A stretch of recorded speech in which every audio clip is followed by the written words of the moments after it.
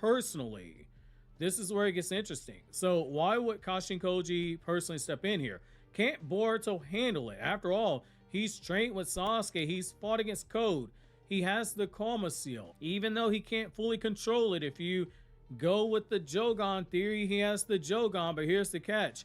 Boruto isn't acting like a singularity, not yet. He is still very emotionally compromised, and as Kashin Koji said, hey fam, you're in a situation where if you face Jura right now, you will die. Boruto, for the most part, he has resisted the full implications of being a singularity of fate. The reason why is because it means sacrificing lives. It means making emotionally cold choices. And Boruto, he's not ready for that. He still wants to save everyone. Sarada, Kawaki, even Code. But Kashin Koji knows that the timeline is not going to bend to those feelings. It requires a cold calculation. It's why Kashin Koji and Shikamaru, they work so in sync right now. They're both very pragmatic.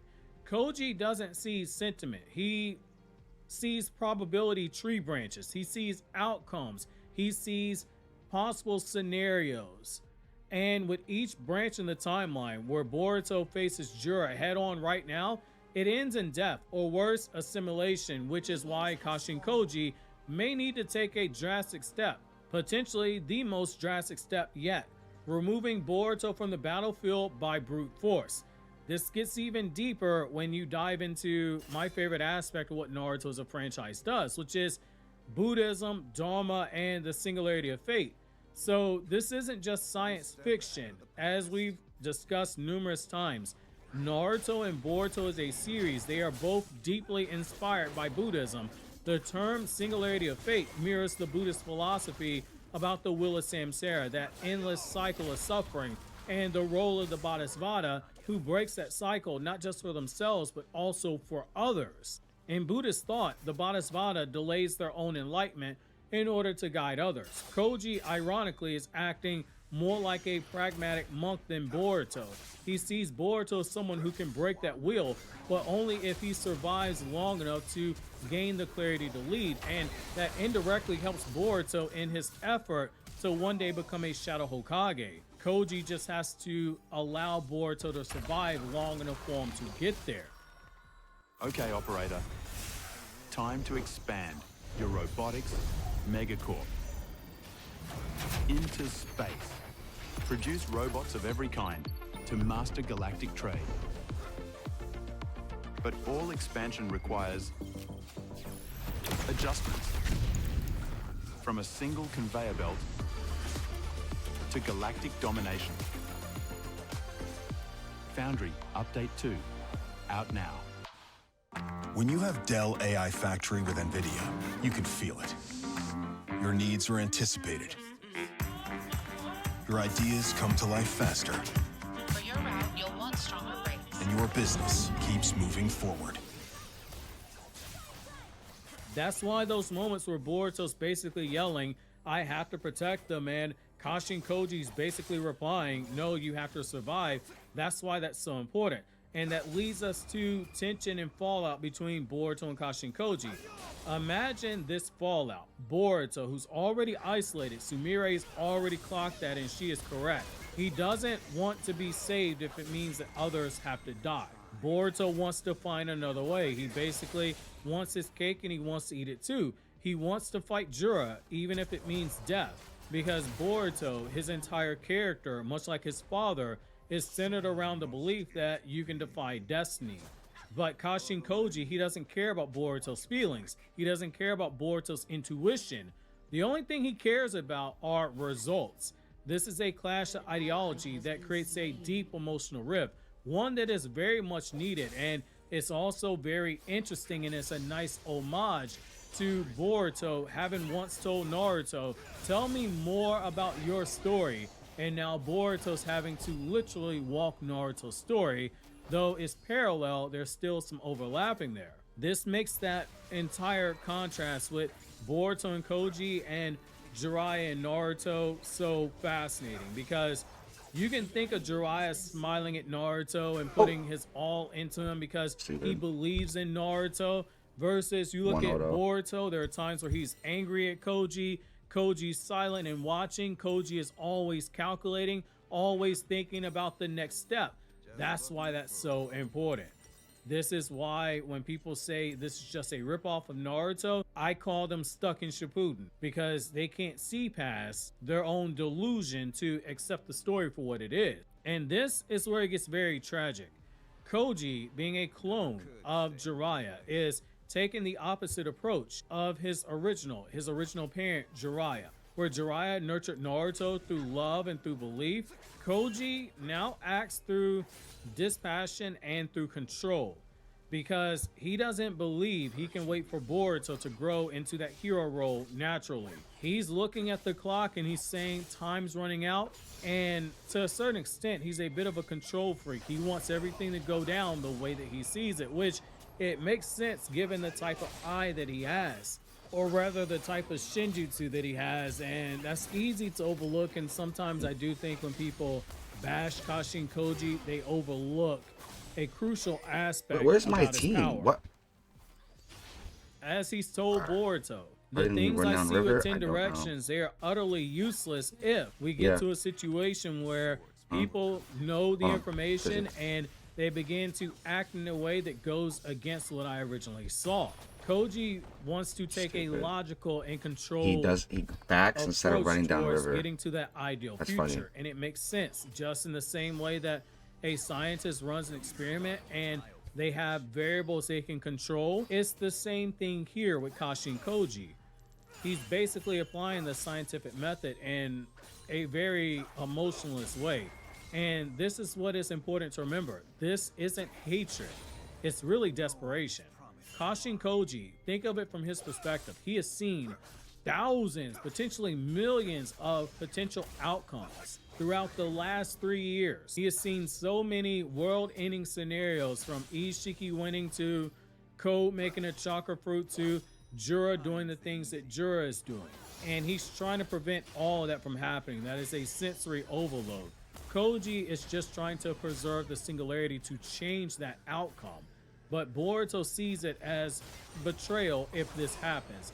Boruto sees this as control. He sees this as being cruel in the way I that was up. Kashin Koji is willing to sacrifice others. And that sets up one of the most emotionally tense dynamics in the series.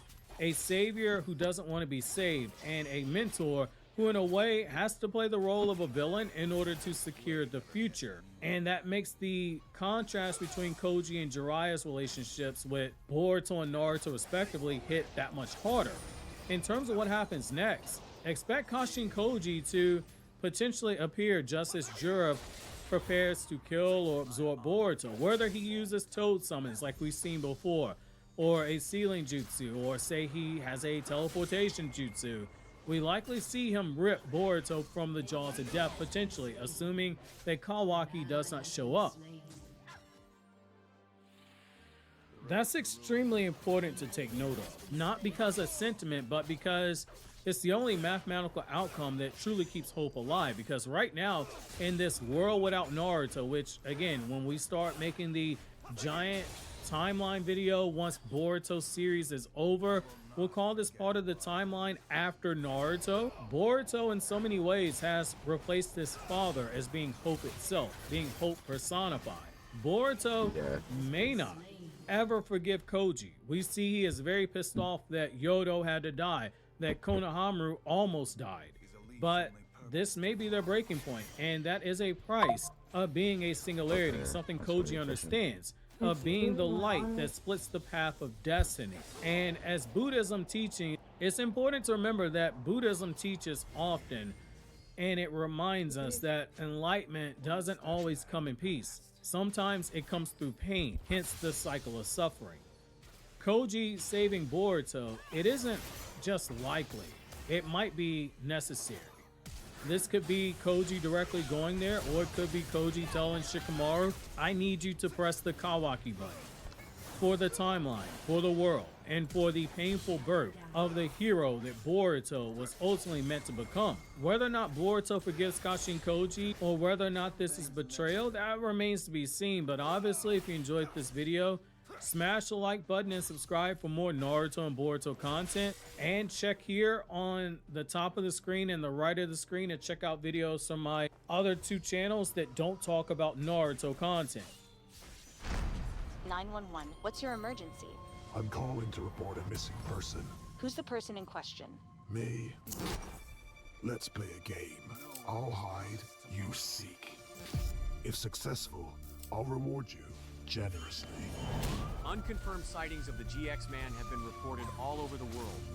The GX Man just passed me in the street in Malibu. Yeah, a man in a red suit just bought like all the oil in our store. I went on a blind date with the GX Man. He gave me a fake number. Authorities advise downloading Opera GX to find him. My VPN means I can be in multiple places at once. I can mod my look at the click of a button. Am I the dude standing next to you? The woman walking her dog? Maybe I'm the dog. Oof. I'll block any ads attempting to promote the Manhunt. Your time starts now. Play the GX Manhunt at GeoGuessr. Find me. Get a reward.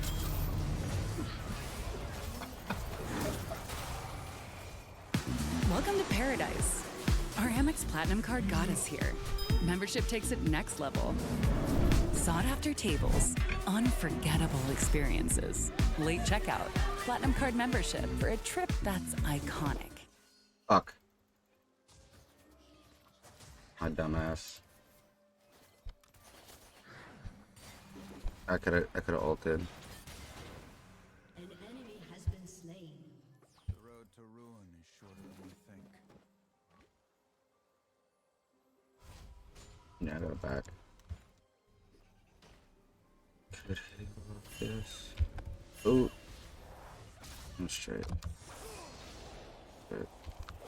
It's just death. Nothing serious.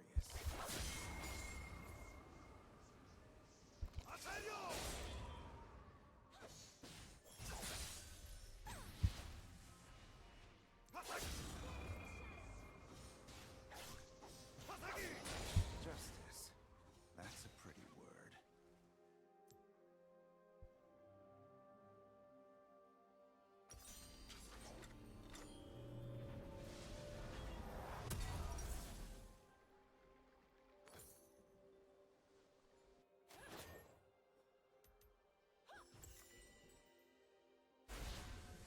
Honor is in the heart, not the name.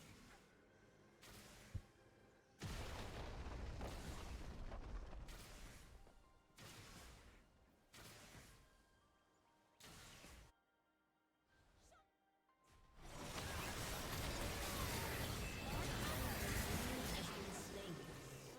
An ally has been slain. An ally has been slain.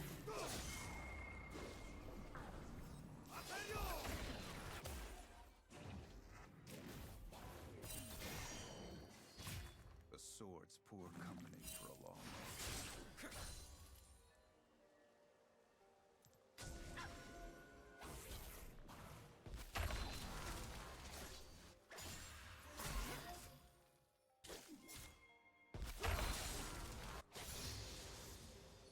Sleep is for the guiltless.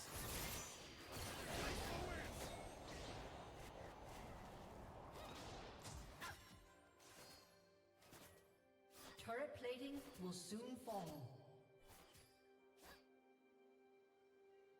Never could stay in one place.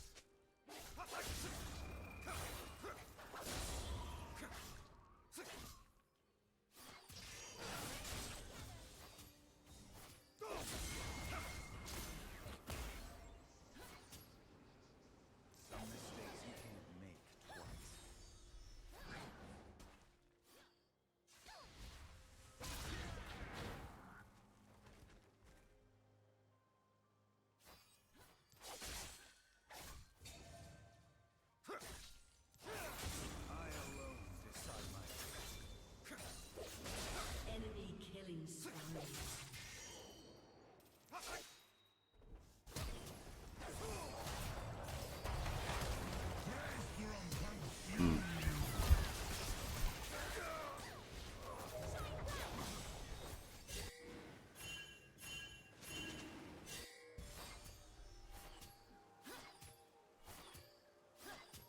I should have waited for her to Q and then flash. I had more room.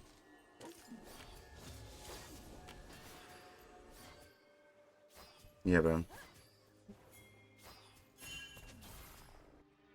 Follow the wind, but watch your back.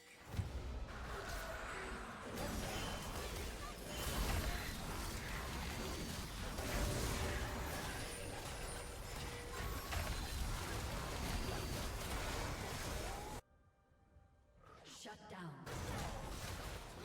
Enemy double kill. An enemy has been slain.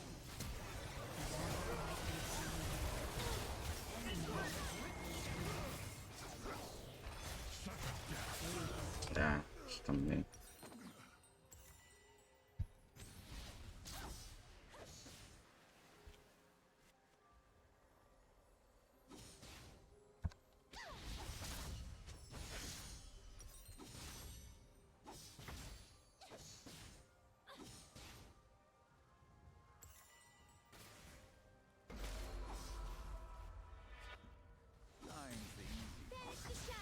Your turret has been destroyed.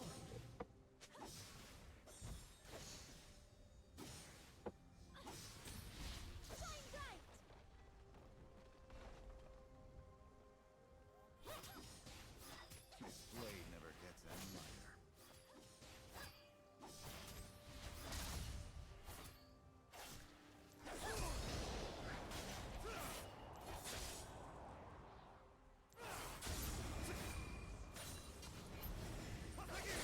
I'll give you the easy way out.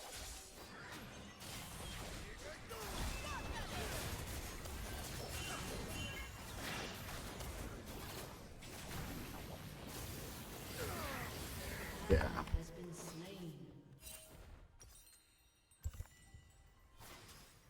Shut down.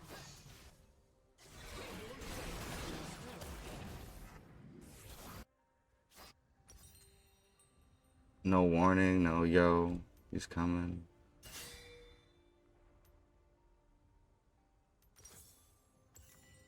The wanderer isn't always An ally has been slain. Stun. He lost this game. Enemy double kill.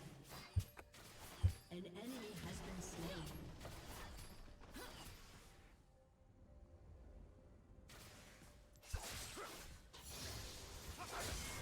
with yourself.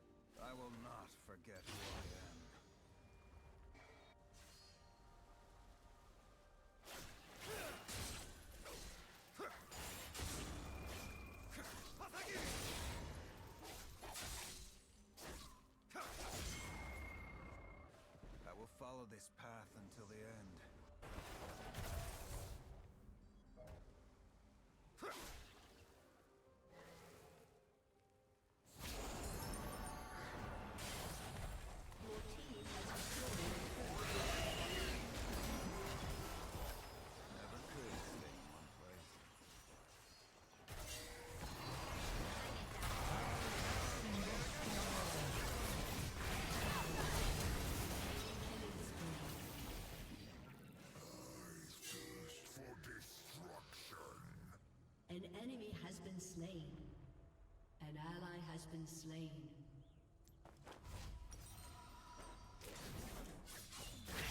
My honor left a long time ago.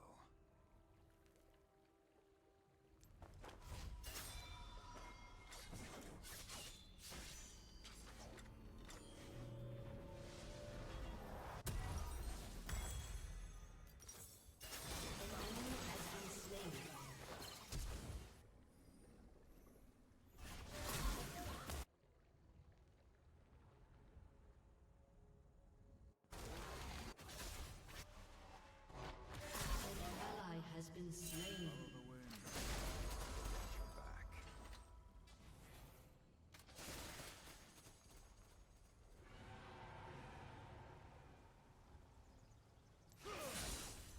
Shut down. Virtue is no more than Killing spree.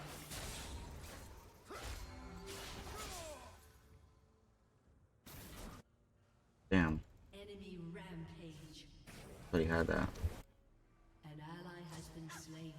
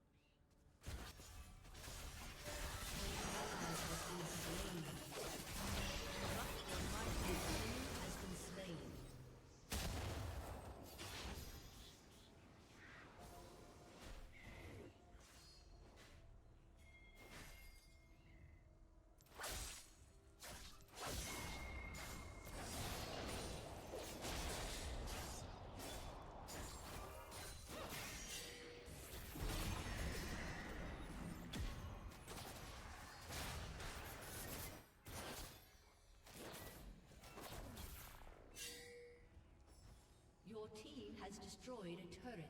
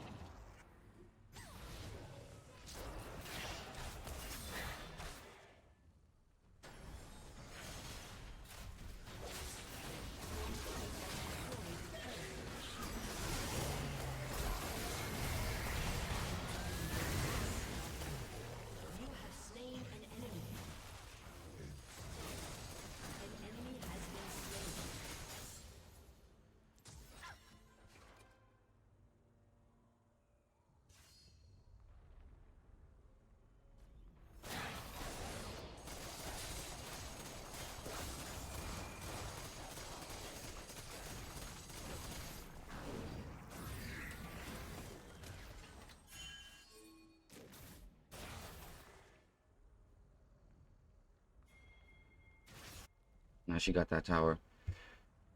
Your turret has been destroyed.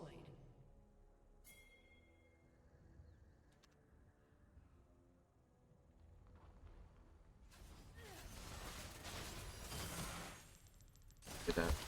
I am your salvation. Fucking hitting it. Hit her, bitch.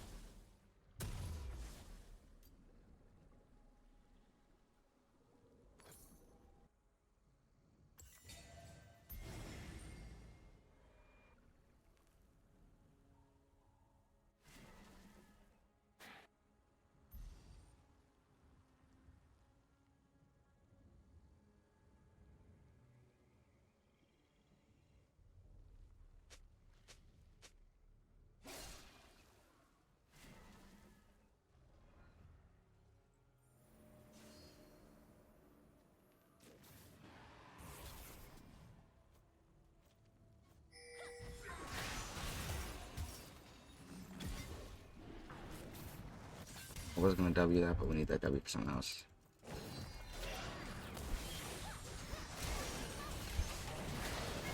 Fuck all that.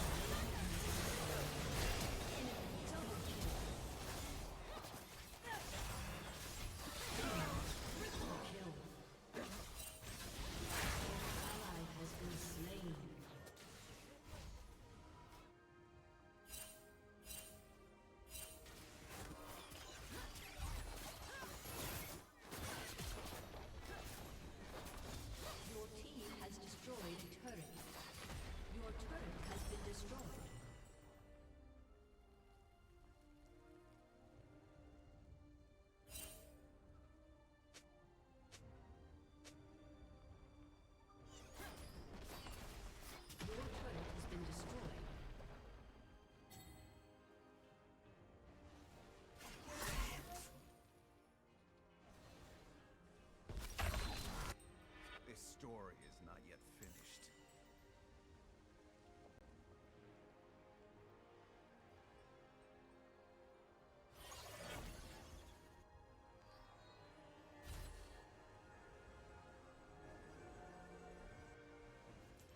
No one is promised tomorrow.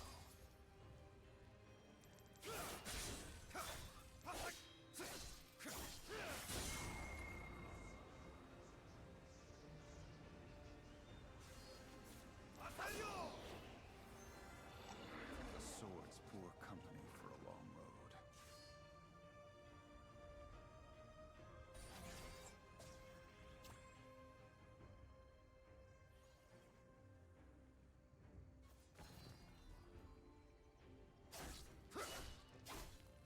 I thought Azukana were nothing but children's tales.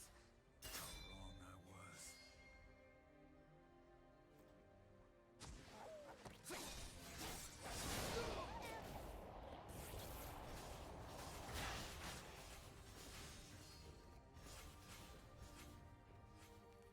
Justice.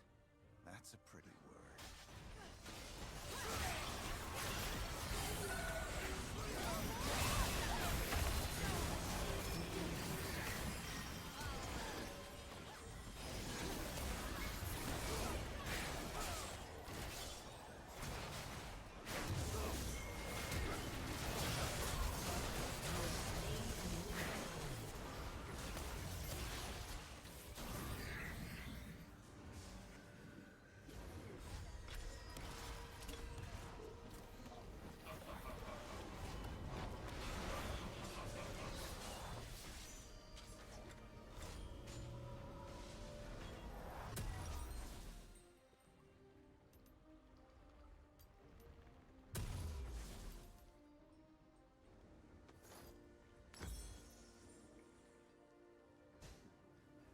Kiling's the easy part.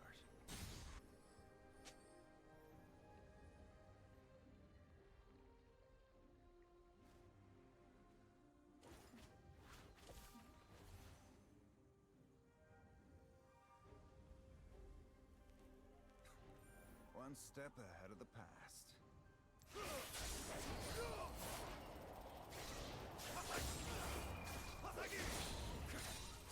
Enemy's inhibitor has respawned.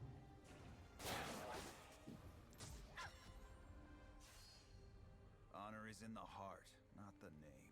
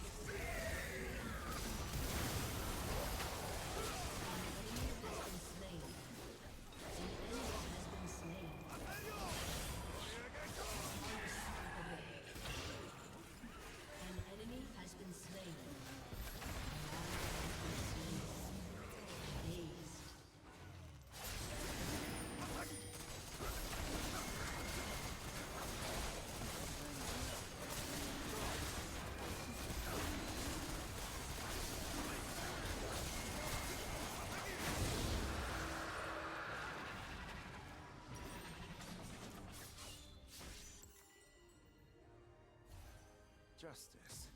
That's a pretty word.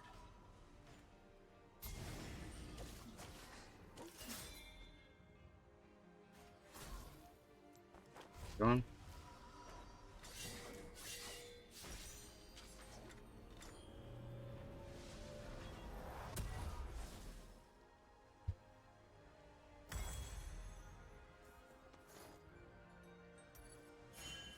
One step ahead of the past.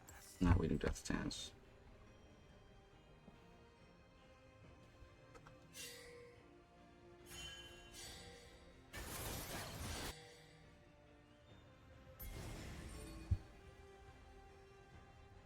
A wanderer isn't always lost.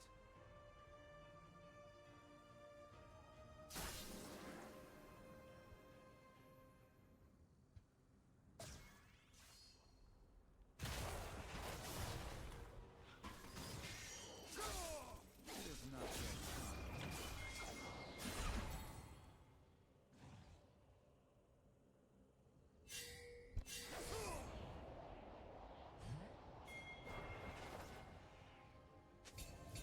Just that. Nothing serious.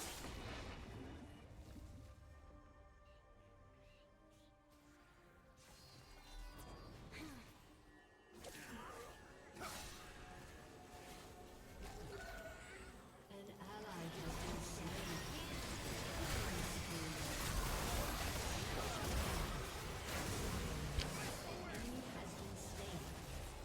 An enemy has been slain. An ally has been slain. Buried with your Some mistakes you can't make twice.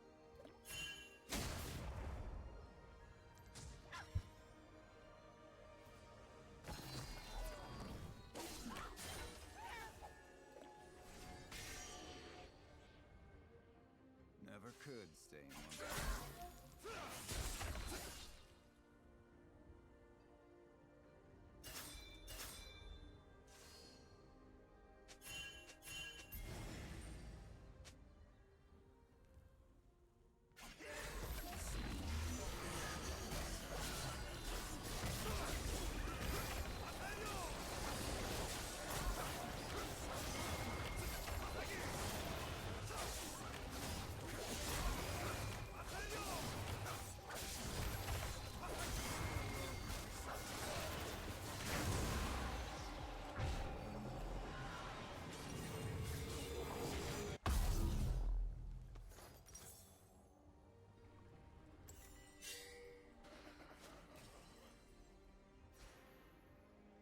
I thought Azakana were nothing but children's tales. How wrong that was.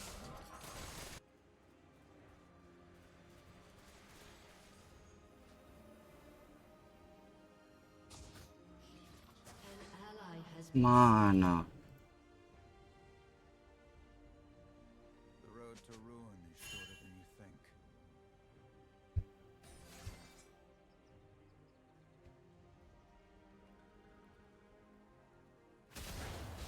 Ah. Your team has destroyed an inhibitor. My honor left a long time.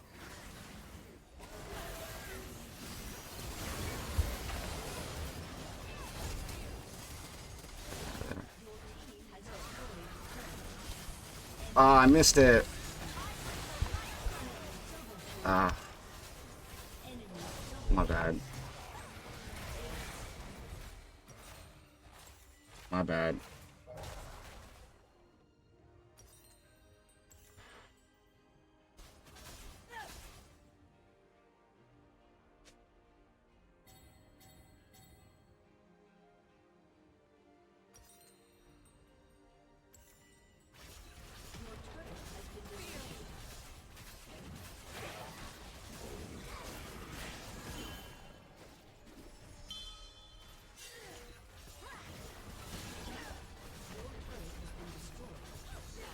No, we lost. Your inhibitor has been destroyed.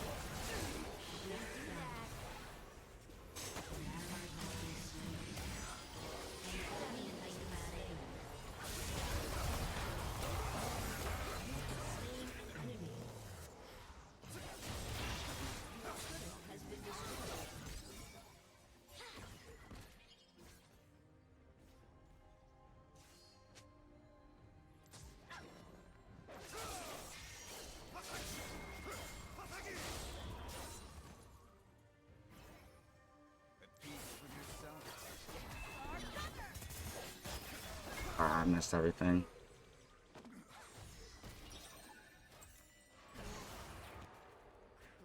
Enemy double kill. Missed everything.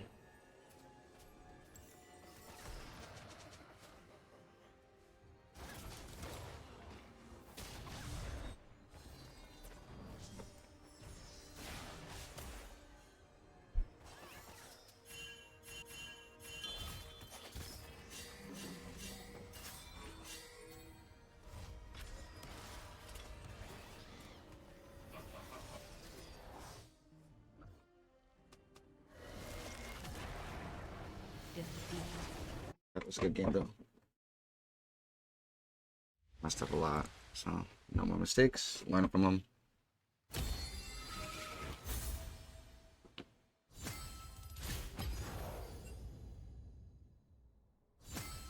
And then learn from my mistakes. Get better at that. Hey, beautiful, you okay? I gotta get fucking better, dude. It's bad. Some people believe it might be in Ethiopia. All sorts of wild theories that we'll be breaking down today on this episode of Religion Camp. So let's jump in, all right? What is the Ark of the Covenant? All right, this is also referred to as the Ark of the Testimony or the Ark of God. It's described in Jewish and Christian tradition as a gold-plated wooden chest constructed by the Israelites at God's command during their exodus from Egypt. According to the Hebrew Bible, it was made from acacia wood and overlaid with pure gold, both inside and out. Fun little fact about acacia wood that I find out. Apparently, if you procure acacia wood and you put it into the right sort of chemical setting, could release DMT. That's just a little interesting fact that some people put out. Apparently, acacia wood does have some psychoactive properties if procured in the right way. Try it at your own risk. That's all I'm saying. But it's just an interesting idea that acacia wood is, so ancient and has been around for such a long time, and possibly could get you blasted out of this world. Some people have put those two things together. Not what I'm doing today, but just wanted to point that out. So, yeah, Chris is pulling it up right here. Acacia is known to contain psychoactive alkaloids. Oh yeah, I guess perhaps not all acacias. I don't know what this one was built with, but regardless, you take some of this, dude, you'll be seeing God, my boy. Right, Christos? Sure. So, they take acacia wood, they make this box, line it with gold inside and out, and the ark was topped with a lid that they called the mercy seat. This features two golden angels, cherubim, technically, and they're facing each other with the wings outstretched, forming a space believed to be the earthly throne of God. Mythbusters actually tested this. They saw if they could maybe use an old battery to charge up the Ark of the Covenant. Regardless, we'll get to that in a second. So, according to the book of Exodus and other biblical texts, the ark contained a few sacred objects. Okay, the primary contents were the 2 stone tablets inscribed with the 10 Commandments. You all know the 10 Commandments. Moses goes up on the mountain, comes down with the 10 Commandments. Pretty sure he shattered them. He got a second one because he was pissed off. They were worshiping a false god. Additionally, in the Ark of the Covenant, you have the golden jar of manna. What is manna? It is this food, perhaps a bread that fell from the heavens and nourished the Israelites on their journey in the desert. And this symbolizes God's provision during the Israelite journey in the wilderness. And then, of course, Aaron's rod that had budded, serving as a sign of legitimate priestly authority. These items collectively represented God's law, guidance, and faithfulness to his people. Pretty significant, right? It's also worth noting in Catholic theology, there's a belief that the Virgin Mary is the new Ark of the Covenant. Here's how it works. Inside the Blessed Virgin, the Blessed Mother, what do you have? You have Jesus Christ. And what is Jesus Christ to the Catholics? He is the new priesthood, Aaron's rod. He is the new law. That is what Christ says. I am not here to fulfill the law. I am the law myself. He is the new 10 Commandments. And then, of course, he is the bread of life that nurtures all of his people. And that is the manna. So, within the Blessed Mother, you have Jesus that symbolizes all three of these things. And so she is the new ark, which is why oftentimes Catholics will say, oh, Jesus, was an only child, didn't have any other kids. Because what happened if you touched the ark, you would die. What happened if you touched the Blessed Mother? In a biblical sense, you would die. That's just what Catholics believe, just throwing that out there. Kind of an interesting tidbit. So, let's go into the etymology, all right? The term Ark of the Covenant comes from the Hebrew word meaning chest of the covenant. And this covenant refers to the binding agreement established between God and the Israelites at Mount Sinai. And the ark basically acts as the tangible sign, the physical manifestation of the relationship with God and his people. And the ark's presence signifies, God's promise to guide and protect and dwell with his chosen people, conditional upon, their obedience. So in Christian thought, the ark is seen as this, prefiguration of Jesus Christ and the new covenant. So church fathers such as Thomas Aquinas interprets the ark's contents as symbolic of Christ's attributes, as I had mentioned before, right? You have man as the Eucharist, Aaron's rod is this priesthood, this new priesthood, and then the tablets of the law fulfilled in Christ. And the ark's construction, wood overlaid with gold, was viewed as a metaphor for Christ's dual nature, both human and divine. So how was the ark used for worship? The ark, as we know, plays a central role in the Israelites' religious life, and it was carried by the Levites at the front of the Israelis' procession during their journey through the wilderness and into the Promised Land, symbolizing God's leadership and his protection. Its presence was associated with a lot of miraculous events, such as the parting of the Jordan River and the fall of the walls of Jericho, reinforcing its status as a powerful symbol of, God's involvement in the fate of his people. And there were a ton of regulations around not only the building, but the handling of the ark that emphasized the reverence and the holiness.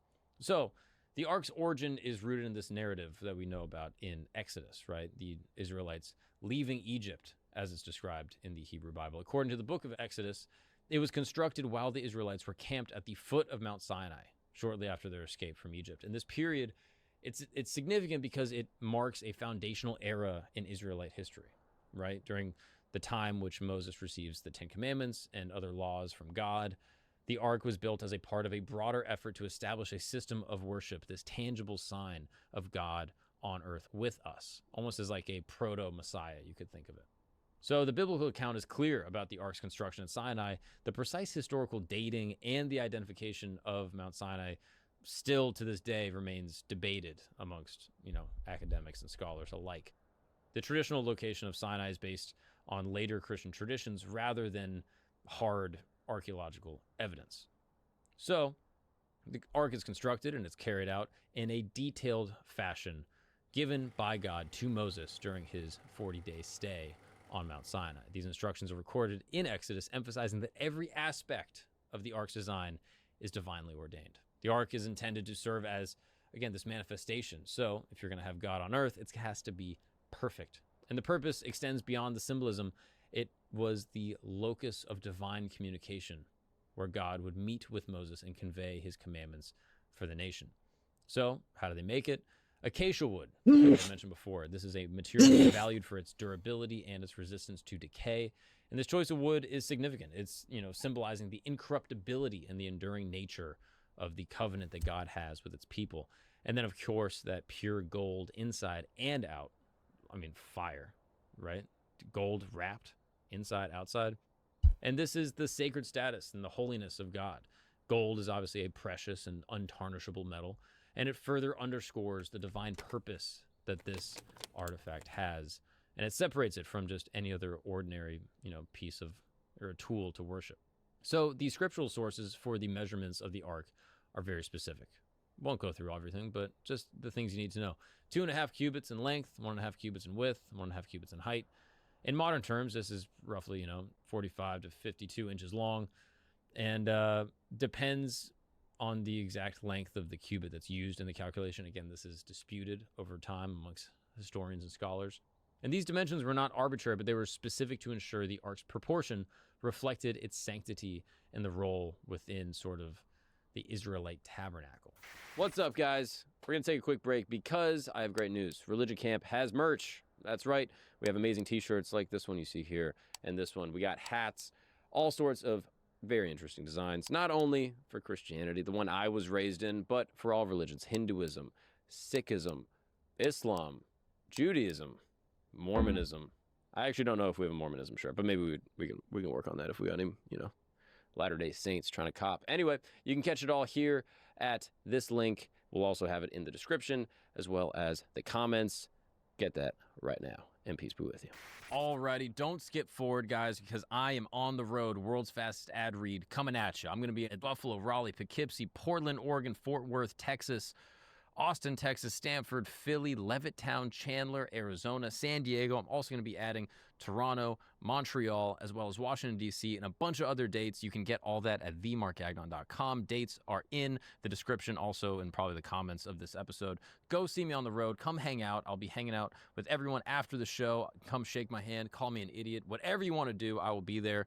Additionally, I will be doing my 1 hour of stand-up comedy. I'm very proud of this hour. I'm really excited to share it with you guys, and it would mean the world if everyone could come on out. And what do you wear to a show on the road? That's a great question. You can go to campgoods.co. That's right. We got merch. We got camp merch. We got hats, hoodies, t-shirts. A lot of stuff is out of stock. Things have been selling like hotcakes, but we're going to be restocking everything in all the sizes. So you can go there right now, get all the merch, get all the coolest clothing in the podcast game. We're going to be updating that site regularly. And if you come out to a show, I'd love to see you sporting some of the threads that we got up online. I will see you guys there.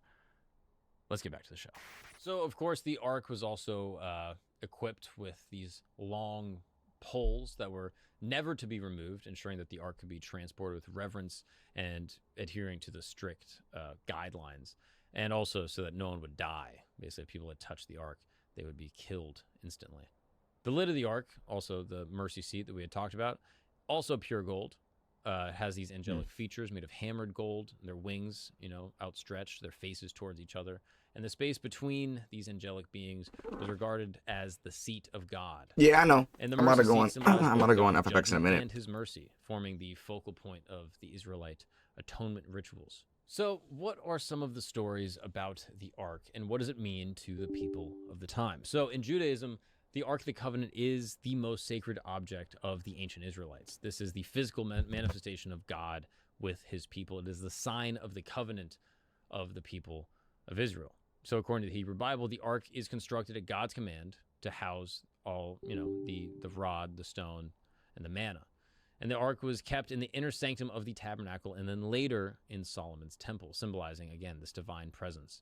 So one of the ways that the Ark was used in the time of the ancient Israelites is that on the Day of Atonement, the high priest would enter the Holy of Holies and sprinkle sacrificial blood on the Ark's mercy seat, seeking atonement for the sins of the people, a ritual that underscored its role as the meeting point, between God and Israel. The Ark of the Covenant even plays a role in Islam. So in Islam, the Ark is known as the Tabut al-Sakina, and this is recognized in the Quran and Islamic tradition as a sacred object associated with the prophets Moses and Samuel. The Ark is described as a sign of God's favor and his presence, containing these relics from Moses and Aaron, and is said to have brought reassurance and victory to the Israelites. Islamic sources recount that the Ark was returned to the Israelites during the time of the prophet Samuel as a sign of divine approval for Saul's kingship.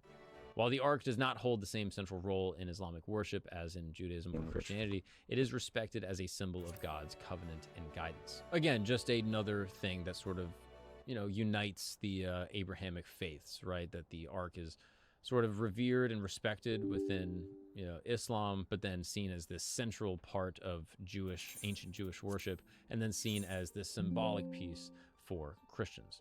And there are very, very many famous stories involving the Ark. So in some of the early battles, this is where the Ark comes in as, a weapon of destruction. The Ark is, obviously not only sacred, but it has a role in these military campaigns. So according to the Hebrew Bible, the Ark was carried in front of the Israelites as they crossed the Jordan River. As the priest bearing the Ark stepped into the water, the river miraculously parted, allowing the people to cross on dry ground. This event establishes the Ark as, this piece of, this tool for divine intervention, God's presence to preserve his people. And perhaps the most dramatic demonstration of the Ark's power is the conquest of Jericho. The Israelites, following God's instructions, go around the city walls for 7 days with the Ark at the center of their procession. And on the 7th day, after circling the city 7 times and blowing their horns, the walls of Jericho collapse, allowing the Israelites to capture the city. I mean, that's crazy. They're walking around, proceeding, with this Ark, and on the 7th day, boom, the walls crumble. And the Ark doesn't stop just there. Obviously it has a presence in battle, but it doesn't necessarily guarantee victory. So during the period of the Judges, the Israelites faced this enemy known as the Philistines. And after suffering defeat in battle, the Israelites decided to bring the ark from its resting place in Shiloh to the battlefield at Ebenezer, hoping that it would help them. Right? But despite their confidence, the Philistines defeated the Israelites, killed thousands, including the priest Hophni and Phinehas, and captured the ark itself. That sucks, right? The ark, that's like, that is, that, I mean, quarterback got sacked. Like, you can't let him. You gotta have a better defense. That's great. So, this capture of the ark was a massive catastrophe, right? And it symbolizes the, the God is lost. Again, this is not just some type of, like, oh, whoops, we lost our, our little treasure. No, this is God manifest with his people, and now it's gone. So the news caused, the high priest Eli to die from shock. And Phinehas' wife goes into premature labor, naming her son Ichabod, meaning the glory has departed from Israel. Dang. Naming your son after losing the ark? It's like naming your kid South Tower. You know what I mean? It's like you're not going to name after a defeat. That's awful. So she names her son, the glory has departed from Israel. Tough name, but people names too. We move on. The Philistines take the ark to Ashdod, and they place it in the temple of their god, not the God of Israel, but this god, Dagon. And according to the biblical account, the statue of Dagon was found toppled and broken before the ark.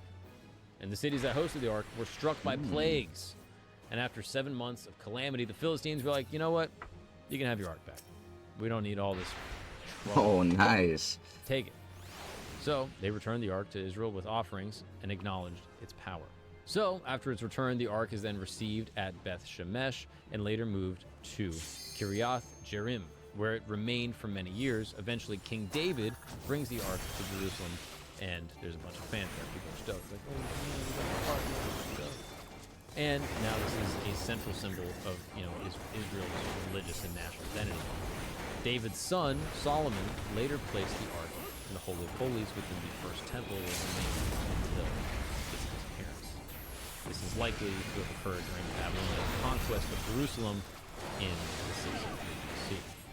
So, this is where the legend begins.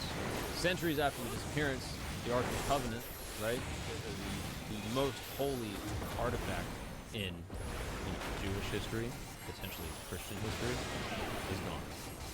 So, what do people do? They try to find it. And this really picks up in the medieval period. So, the Knights Templar, this is a Christian military order established during the Crusades. They are linked to the Ark in, a lot of popular lore. And there are theories to suggest that they were very interested in finding not only the Ark, but many religious artifacts. Some theories suggest that the Templars, while headquartered at the Temple Mount in Jerusalem, sought the Ark, believing that hidden beneath, these ancient ruins of Solomon's temple, the Ark may still be there. There is, however, no historical evidence that the Templars ever found or actually possessed the Ark.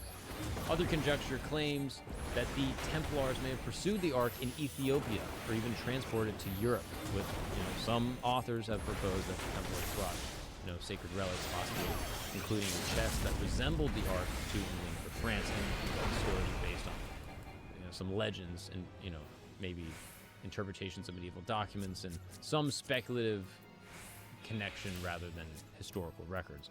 However, the belief still maintains. Mainstream historians and religious scholars agree that while the Templars were interested in holy relics, there's no evidence linking them necessarily directly to the Ark of the Covenant. So, what are some of the last biblical references and this Babylonian conquest that we talked about, okay? The last clear mention of the Ark of the Covenant is in the Hebrew Bible during the reign of King Josiah of Judah in the late 7th century BC. Josiah orders the Levites, again, these are people that, walk around with the Ark, that are in possession of it, to return the Ark to the temple in Jerusalem.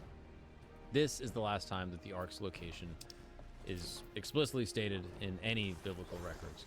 About 40 years later, the Babylonian Empire, under King Nebuchadnezzar, sacks Jerusalem, destroys the city, burns down the first temple. While the Babylonians are described as having taken the sacred vessel from the temple, the fate of the Ark itself is not detailed in these accounts at all. This silence, obviously leads to a lot of speculation over the years. It is important to note that there is this absence in the Second Temple period. It's widely agreed amongst Jewish scholars and religious authorities that the Ark was never present in the Second Temple, which was later built after the return from Babylonian exile. The Mishnah and the Talmud both attest to its absence, and the Holy of Holies in the Second Temple stood empty or contained only symbolic stone markings as to the original site of the Ark. This further supports the view that the Ark was lost or, hidden or destroyed prior to Babylonian destruction, and it was never really recovered or replaced in these subsequent generations. So, modern historians and archaeologists generally agree that there's no reliable records regarding the Ark's fate after the Babylonian conquest. It's just gone. And despite numerous theories and claims, no physical evidence has ever been found to confirm that the Ark was destroyed, captured, or survived. And the disappearance of the Ark remains one of the greatest unsolved mysteries of the ancient world. So, where do some people believe that it could be? One of the more prominent theories amongst Jewish scholars states that the Ark of the Covenant was hidden somewhere in Jerusalem, specifically beneath the Temple Mount, before the Babylonian conquest of the 6th century. Rabbinic literature and historical sources suggest that King Josiah, anticipating the destruction of the temple, ordered the Ark to be concealed in a secret chamber carved into the bedrock under the temple. And this belief is supported by passages in the Mishnah and has been a big focus of a lot of Orthodox Jewish groups preparing for this third temple that they're hoping to build at some point in Israel. However, archaeological exploration beneath the Temple Mount is highly restrictive, and due to the religious and the political sensitivities of the region, there's no definitive evidence that, can confirm this theory. What's up, people? Quick announcement. If you are a fan of Camp Gagnon or Religion Camp, I have great news because we are dropping History Camp. That's right. This is the channel where we're going to be exploring the most interesting, fascinating, controversial topics from all time throughout all history. Right? You probably know about Benjamin Franklin, Thomas Jefferson, Nikola Tesla. Interesting figures from history, and you probably learned about them in school and they were pretty boring, but not here. No. As you know, I was raised by a conspiracy theorist, so I'm going to be diving deep into all of the interesting, strange, occult, and secretive societal relationships that all of these famous, influential men from our shared past have. So if you're interested, please go ahead and subscribe to the YouTube channel. It will be pinned in the description as well as the comments. And if you're on Spotify, this doesn't really apply to you, but these episodes will be dropping as well. Just go ahead and give us a high rating because it really helps the show. Imagine this. You're 30 feet underground, digging through frozen earth with spoons and mess hall plates. Nazi guards patrol overhead. One wrong move, one loose pebble, and it's over. But on this night in 1944, 76 Allied prisoners would attempt the impossible, tunneling their way to freedom in the largest prisoner of war escape of World War II. And centuries earlier, in a cold stone chamber, a teenage girl in armor stood before her accusers. Her crime? Leading armies, speaking to angels, and daring to challenge the most powerful men in Europe. Joan of Arc's trial would become one of history's most infamous moments. These are just two stories from Today in History, the newsletter that brings you the most fascinating events from the past, delivered fresh to your inbox. From epic wars to religious rebellions, ancient mysteries to modern marvels. Don't miss another piece of history. Scan the QR code now or click the link in the description to sign up for Today in History. So, another theory that some people like to bring up, I brought this one up a little bit earlier, the Ethiopian claim, which I find fascinating. There is some belief, according to Ethiopian Orthodox tradition, that the Ark was brought to Axum by Menelik I. This is the son of King Solomon and the Queen of Sheba. The Church of Our Lady of Mount Zion in Axum claims to house the Ark, guarded by a single appointed monk who alone may view it. This tradition is deeply embedded in the Ethiopian religious identity, and replicas of the Ark, called tabots, are kept in every Ethiopian Orthodox church. While the Kebra Nagast and other sources narrate this story and the claim is supported by the Ethiopian church, no outsider has ever been allowed to examine the Ark, and scholars who have viewed the objects in Axum describe it as a medieval construction rather than the biblical artifact. There's no archaeological evidence to substantiate the Ethiopian claim, but it remains, one of the most enduring and influential myths. Some of the additional theories propose that the Ark was hidden in caves around Jerusalem or even Jordan. The apocryphal book of 2nd Maccabees claims that the prophet Jeremiah hid the Ark in a cave on Mount Nebo, intending for it to remain concealed until a future time of restoration. Some researchers have speculated that the Copper Scrolls, one of the Dead Sea Scrolls, may refer to the Ark being hidden in a cave near the Dead Sea or elsewhere in the Judean wilderness. And despite numerous expeditions and investigations, no physical trace of the Ark has ever been publicized or found in these locations. So, despite this, the enduring mystery of the Ark of the Covenant has, become a powerful symbol in not only movies, but books and just pop culture in general. It's inspired countless numbers of, pieces of art that either are trying to find the Ark, describe the Ark, most famously Raiders of the Lost Ark, which blends this historical speculation and this, storytelling. The Ark's legendary status continues to... Let's fucking go, boys. Come on, wake the fuck up. Around the world, myself included. And the fate and the location of the Ark remains... You guys want to see me cook? Theories range from secret chambers, want to see me cookie? Distant lands, Hi, but ultimately the cookie. symbolic power Forget how this goes. religious thought. And maybe one day we're going to find it. Many people have tried. So there have been some modern attempts Forget how this to goes. find it in some pretty strange. Oh, and yeah, morbid I do books remember. that set out the conquest. So the Nazis I remember. have been theorized to have been fascinated by these types of sort of religious or occult artifacts. So during the Third Reich, some of the Nazi leadership, particularly figures like Heinrich Himmler, had this fascination with the occult in these artifacts, including the Ark of the Covenant. And this obsession was not merely a product of fiction, like, depicted in Indiana Jones, but reflected genuine interest within some of the Nazi high brass. Himmler and other high-ranking Nazis established organizations such as the Ahnenerbe, which embarked on these sort of semi-archaeological, mostly pseudo-scientific expeditions across Europe, in the Middle East, and even Asia in search of objects that could supposedly validate Aryan supremacy or potentially even grant mystical power. So one of the things they always talk about was Thor's hammer, or the Holy Grail, the chalice that Christ drank out of, or maybe even some Egyptian artifacts. And there's no historical evidence that the Nazis specifically mounted an expedition for the Ark itself. There are documented hunts for other relics, like the Holy Spear, the Spear of Destiny, the Spear of Longinus, or the Holy Grail, demonstrate their belief in these potential artifacts to maybe confer a strength or a legitimacy to their ideological pursuits. And the Nazi interest in the Ark is both fueled by ideological and some of these practical motives. So ideologically, appropriating a central symbol of Jewish heritage would have been a powerful propaganda tool, undermining Jewish identity while claiming to find favor for the Nazi cause.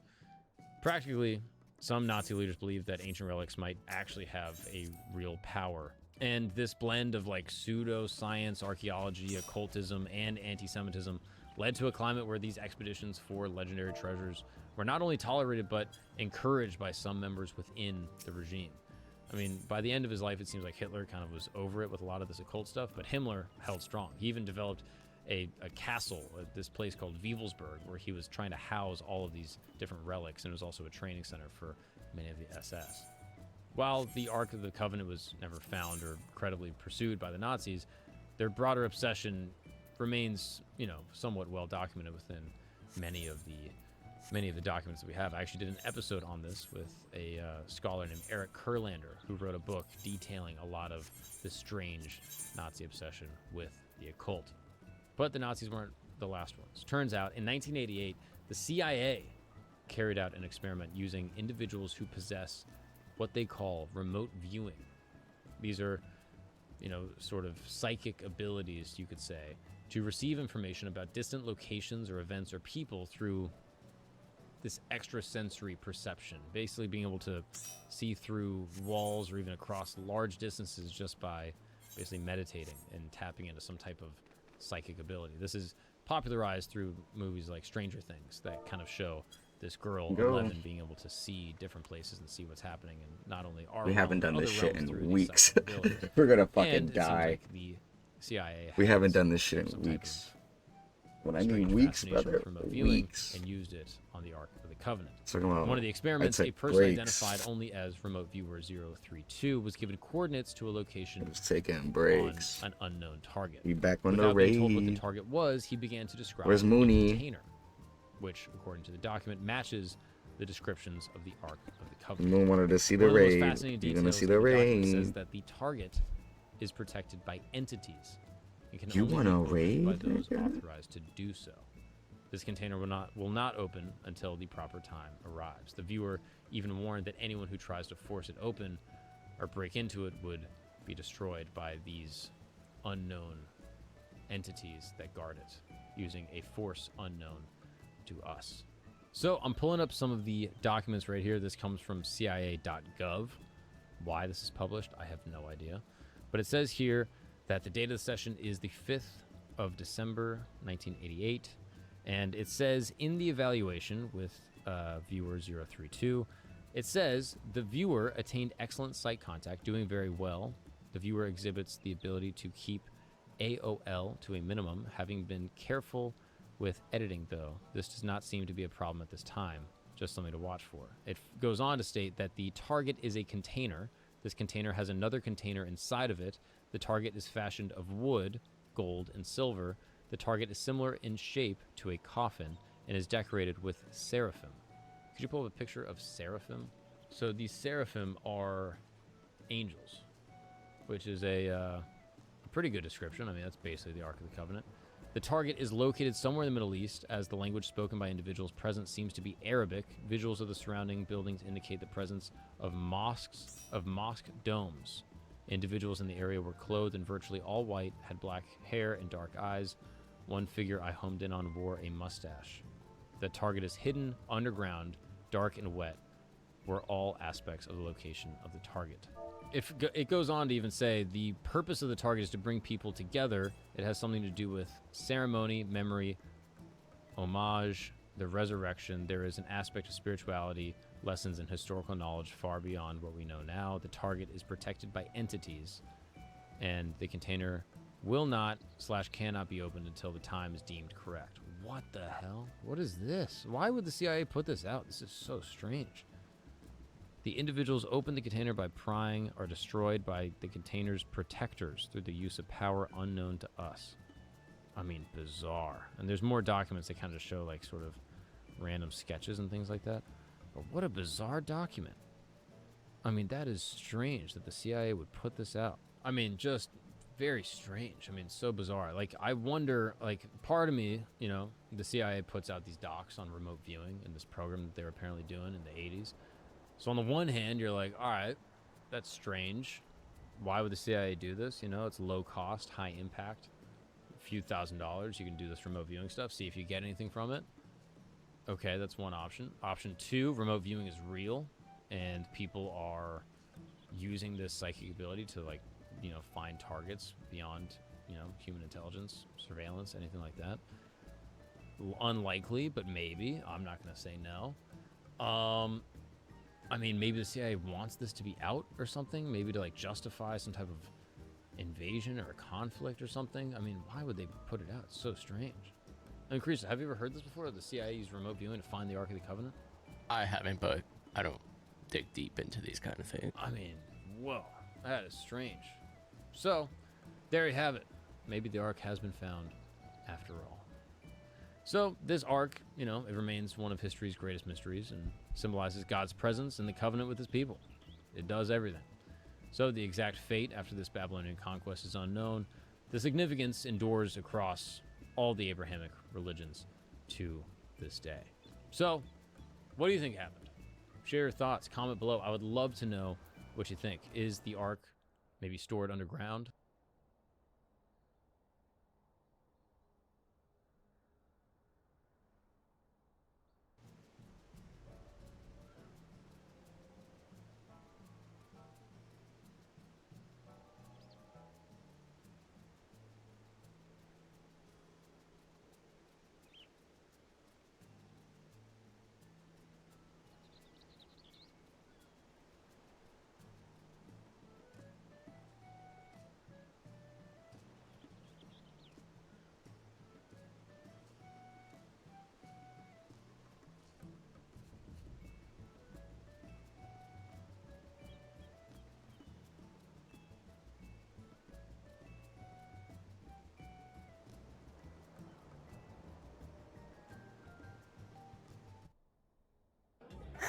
no, my favorite shirt. Oh, you should use OxyClean. I just gave really good advice about laundry. Not just detergent?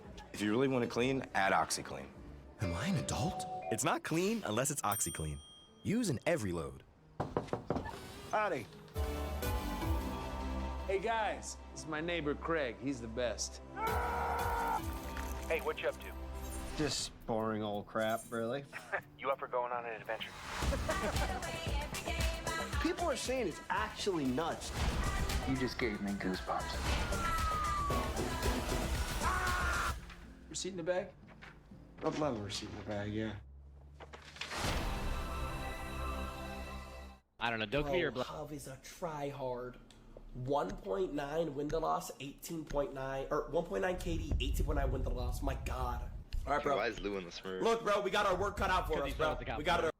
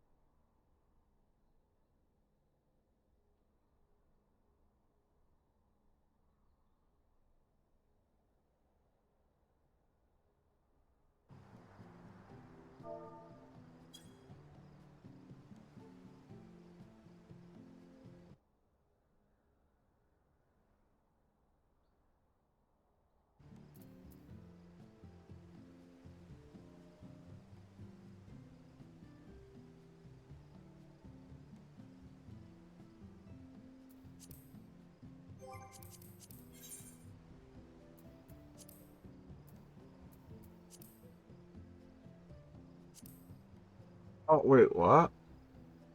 I gotta... Are you kidding me?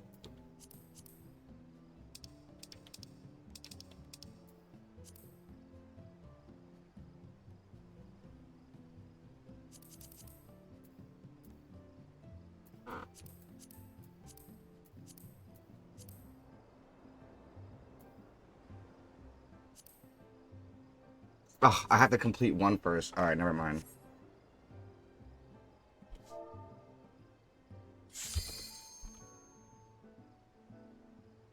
Mhm.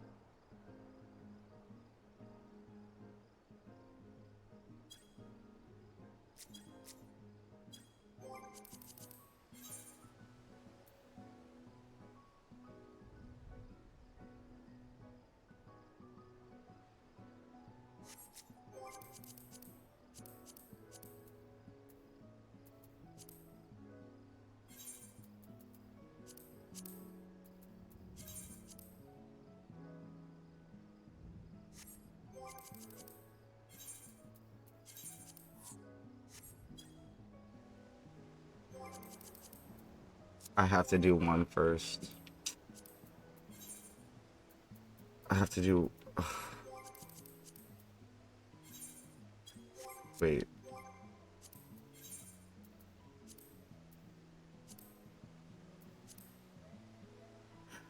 That's so annoying.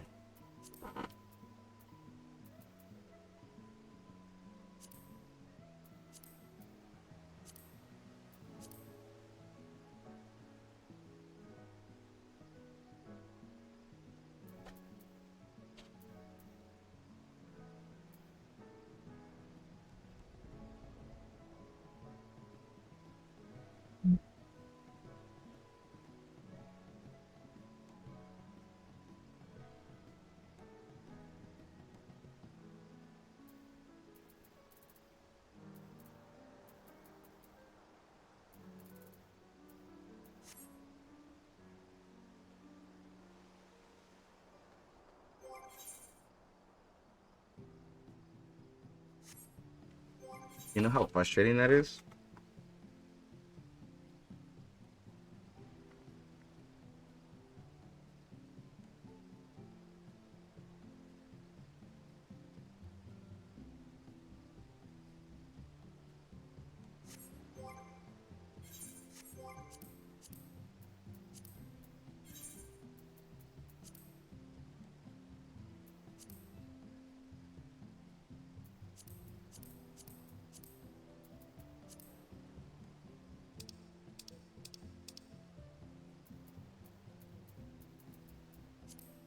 I gotta redo it again. Alright, let's go do one.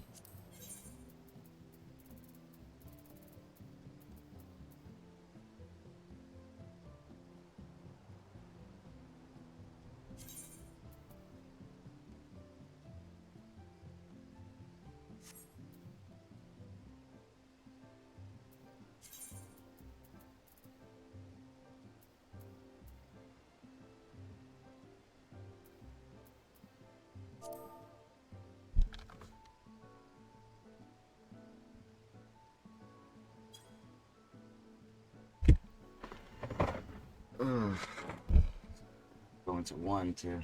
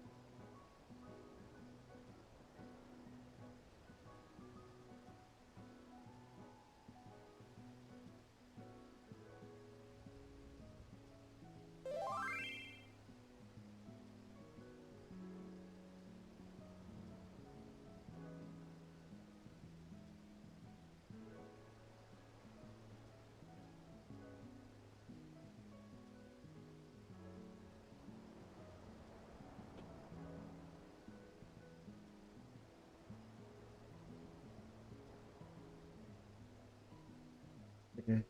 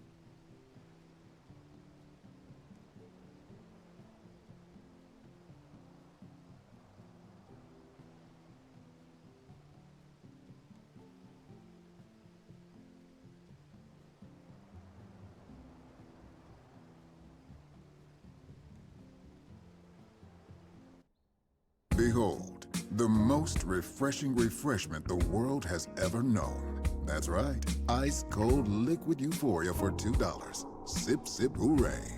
Get a small smoothie, frappe, or frozen Coca-Cola beverage for $2. Yeah, party film. At least I made a party for them.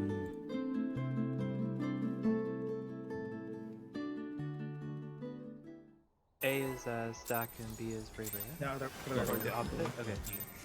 B is stack. Are you ready to get down? It's just like a memory max, so like. Yeah, no, I understand. The Upstarts Cruiserweight campaign begins.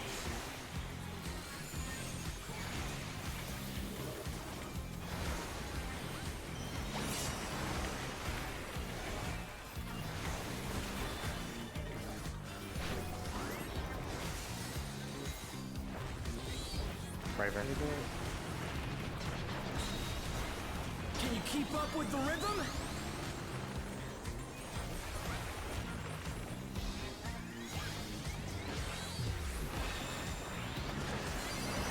Dancing Green is pulling out all the stops of these steps. Parties. Stack. We're just getting started. Keep grooving, baby.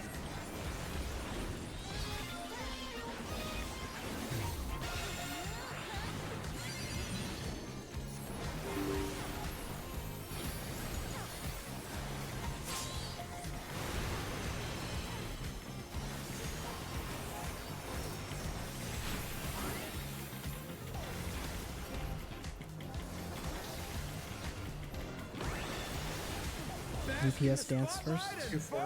2-4 out, 1-3 in. An invitation to dance. How In then out. In then out.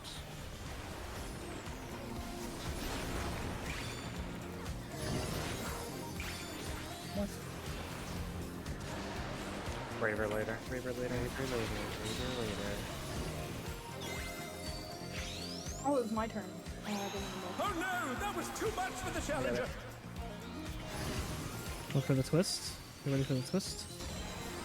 3 twists. Braver, Left side. braver.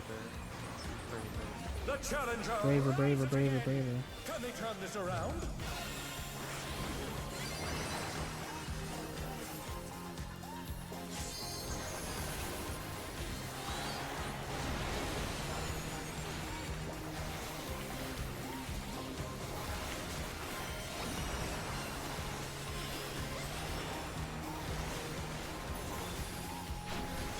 Fan out. You're up, dancers! Let's turn up the heat! Try to keep up now! Dodge after you do The fever's taken hold! Can the upstart keep up with Dancing Green?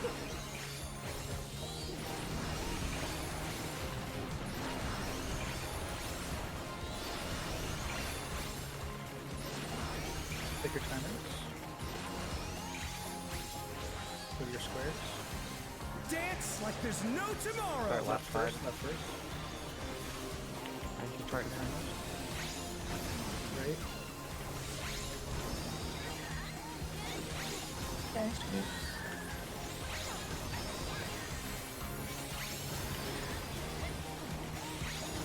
Stay.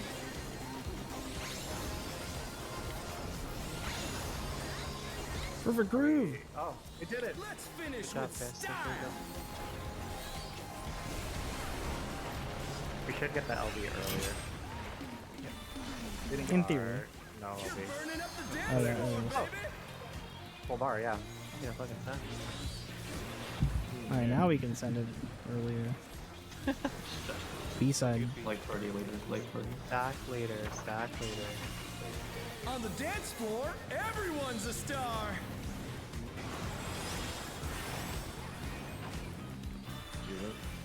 No, you got it. You It's partners. Spreads next.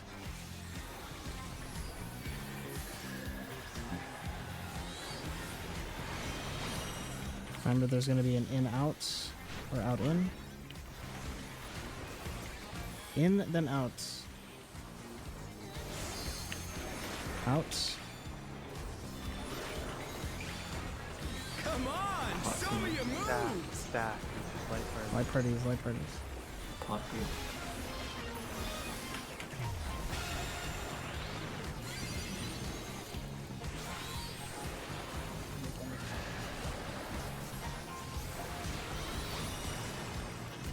Let's send LB after bots.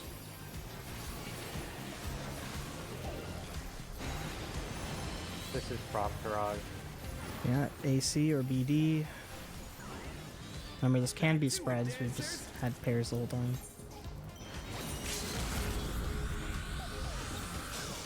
I need a risk. It is BD. Spreads. Spreads. BD.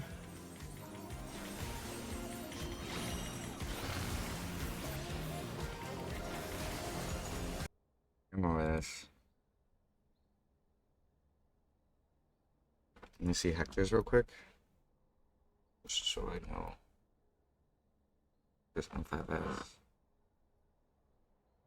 Finally, a premium backyard upgrade without the premium price. Introducing the Vista semi-in-ground heated pool. Now, Warning, this guide features early strats section of the boss. Find the spotlight that is currently unsafe. That tile, continue the out and in dodges every time that you get hit, quarter beats, which requires pairs, or eighth beats, which require spreads. I'll show quarter beats first. For this, we're already split into 4 corners by having 4 players in each lane. Whatever the boss casts first, you're going to get a spicy bleed. Healers, you can just pop extra mitigation and healing to allow people to survive through this, but to do this optimally, I assign specific positions for where each player is going to go based on their timer. As the boss casts left stance, players slide into the correct tile, and now you're going to do this entirely in the middle of your tile, just sliding left to right. Look at the frogs up in the north, and slide right and left when you need to. Every 2 cleaves, 2 of the... And the frogs in the north are starting to show the same pattern that they do in normal mode, with left and right cleaves. We're going to be doing these left and right cleaves and resolving our debuffs at the same time. For these debuffs, you need an alpha player and a beta player to stack together with the same timer. As when the debuff expires, if you're stacked with another player of the opposite debuff, then everything goes fine. If you don't, then you're going to get a spicy bleed. Healers, you can just pop extra mitigation and healing to allow people to survive through this, but to do this optimally, I assign specific positions for where each player is going to go based on their timer. As the boss casts left stance, players slide into the correct tile, and now you're going to do this entirely in the middle of your tile, just sliding left to right. Look at the frogs up in the north, and slide right and left when you need to. Every 2 cleaves, 2 of the players are going to get their debuff cleansed.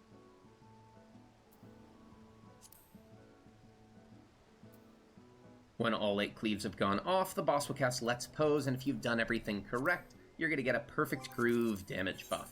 This lasts for about 20 seconds. The boss is going to load up a flip to A side or B side, so remember if it was rolls or light parties, save for later. Next up is Ride the Waves. For this, get into your color quadrants, and then adjust into the 2 safe lanes that are created. Have your main tank pull the boss in the middle of the 2 safe lanes. During this, the boss is going to cast either quarter beats, which requires pairs, or eighth beats, which require spreads. I'll show quarter beats first. For this, we're already split into 4 corners by having 4 players in each lane. Whatever the boss casts first, they'll cast the other one second, so in this case we get spreads now, so have your healers in range start to adjust away from the group. Continue to dodge the waves as they're going to continue coming down. And the boss will jump middle and cast either an outside in or inside out. Here you need to be in first, but be careful. Right here is when players like to jump into the middle and they get hit by the end of the wave. Take your time, go in the middle, or always come from the north side, as the waves will not ever be in the north half of the boss. After the in, dodge the out. You then get another snap twist and drop the needle, and this is going to be combined with whatever was saved earlier. In this case, we remembered it was roll stacks. We get another deep cut tank buster, we get another celebrate good times raid wide, and then we get frog tourage. For this, have group 1 go northwest and group 2 go southeast. You're going to see these 2 sets of frogs, and these are going to make unsafe areas, just like they did in normal mode.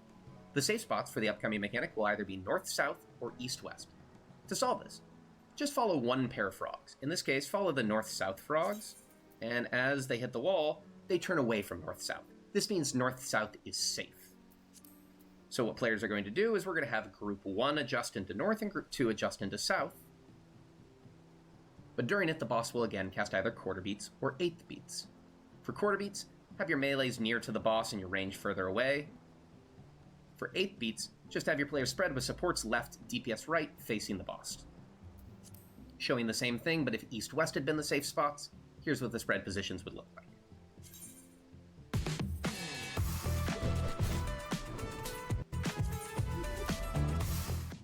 What you invest in your employees, they give back to you. So help them explore where their careers could go with insights and tools powered by the platform that understands careers better than anyone else.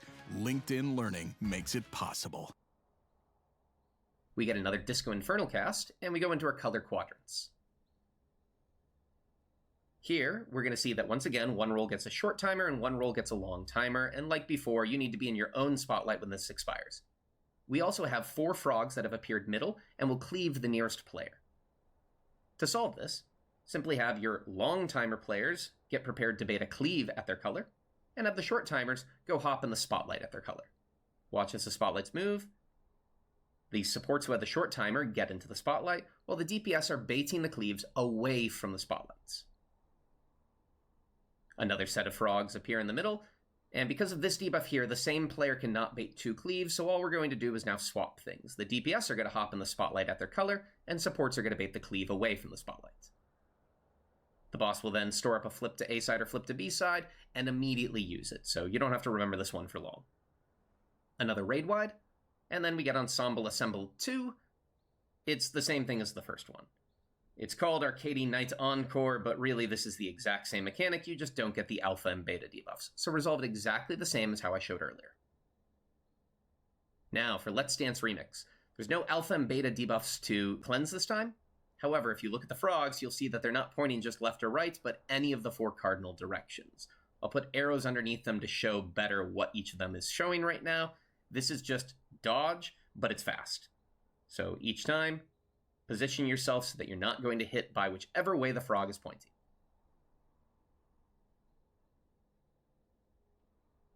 Just like before, if you do it all correct, let's pose, and you're going to get a perfect groove buff.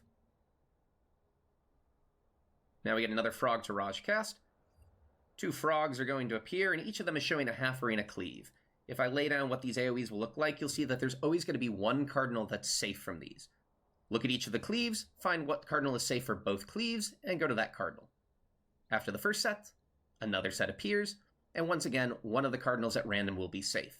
It can be like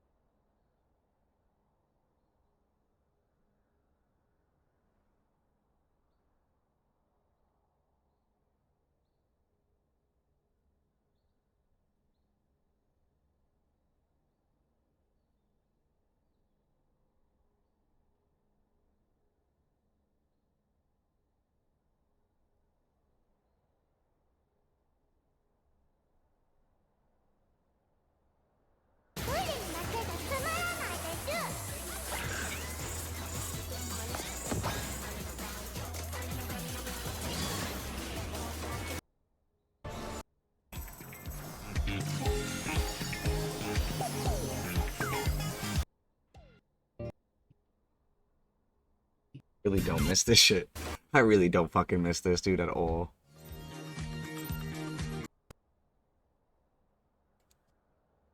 Let me see. Cause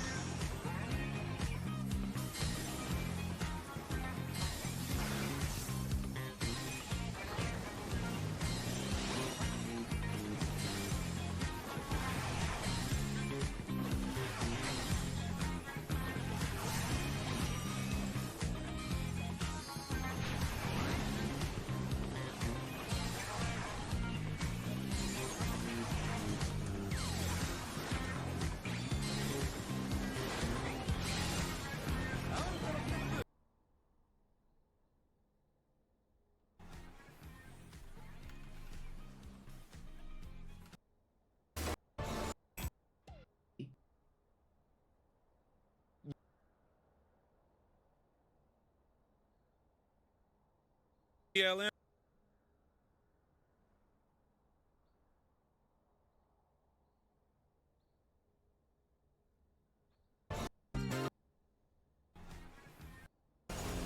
This is dance time. So, you want to get better at Black Mage. This video is aimed to show you not only the basics, but delve into a This guide covers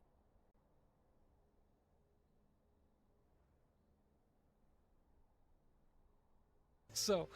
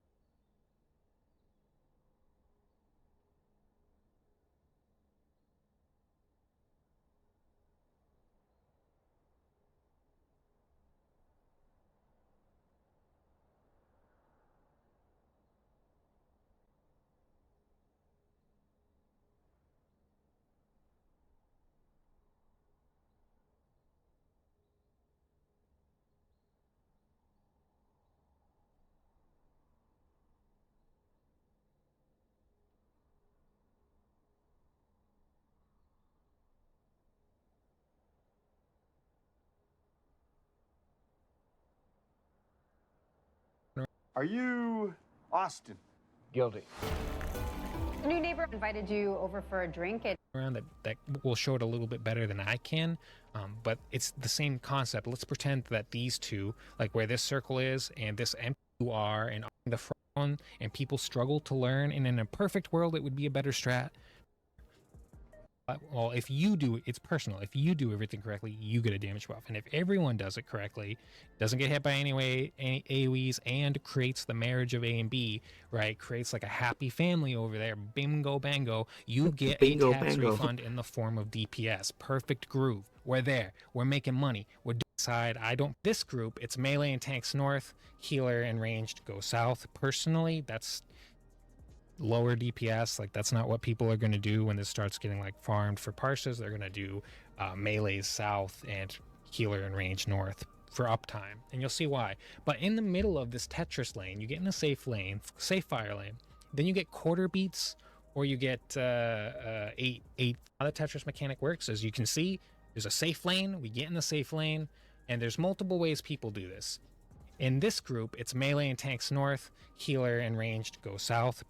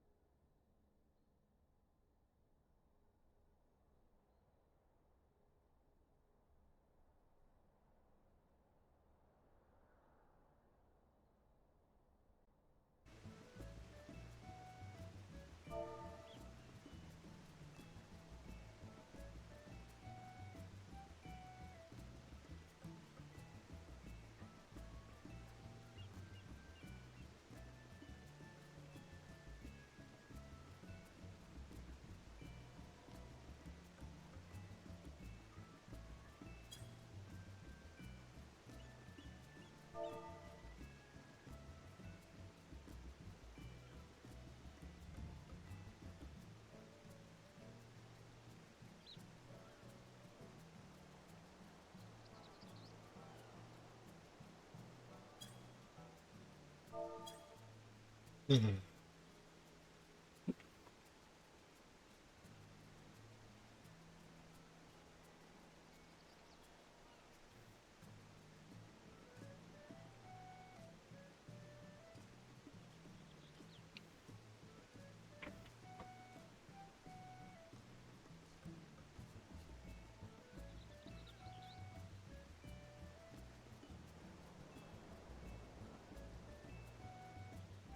Alright, so I'm not gonna pick her as my partner.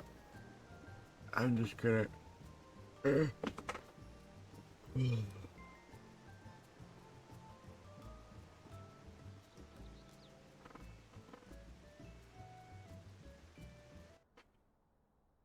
Personally, that's lower DPS. Like, that's not what people are going to do when this starts getting like farmed for parses. They're going to do melees south and healer and range north for uptime, and you'll see why. But in the middle of this Tetris lane, you get in a safe fire lane, then you get quarter beats, or you get eight beats, right? Quarter beats is just a partner stack because they're like quarter notes, right? It's a music thing. And then look, bingo bango, and then you're gonna spread. How you spread is different. They have it easier down here. They can stay in the safe lane, but you'll see that these guys over there, sometimes they have to back up because a new Tetris piece, this is an L, it's gonna wipe out this tank unless he does the unthinkable. Boom, he's out of there. Look at that. So anyways, that's why we'll put the boss south, and the melees will attack the boss south in the end result of PF, because it's more damage. And what does PF want to do? They want to do more damage sometimes. So in the meantime, we are good to go. We are going to do our dodge, and then he does an in and out. We're familiar with in and out, but now the Tetris is in the way, so just don't get clipped by it. It's still leaving.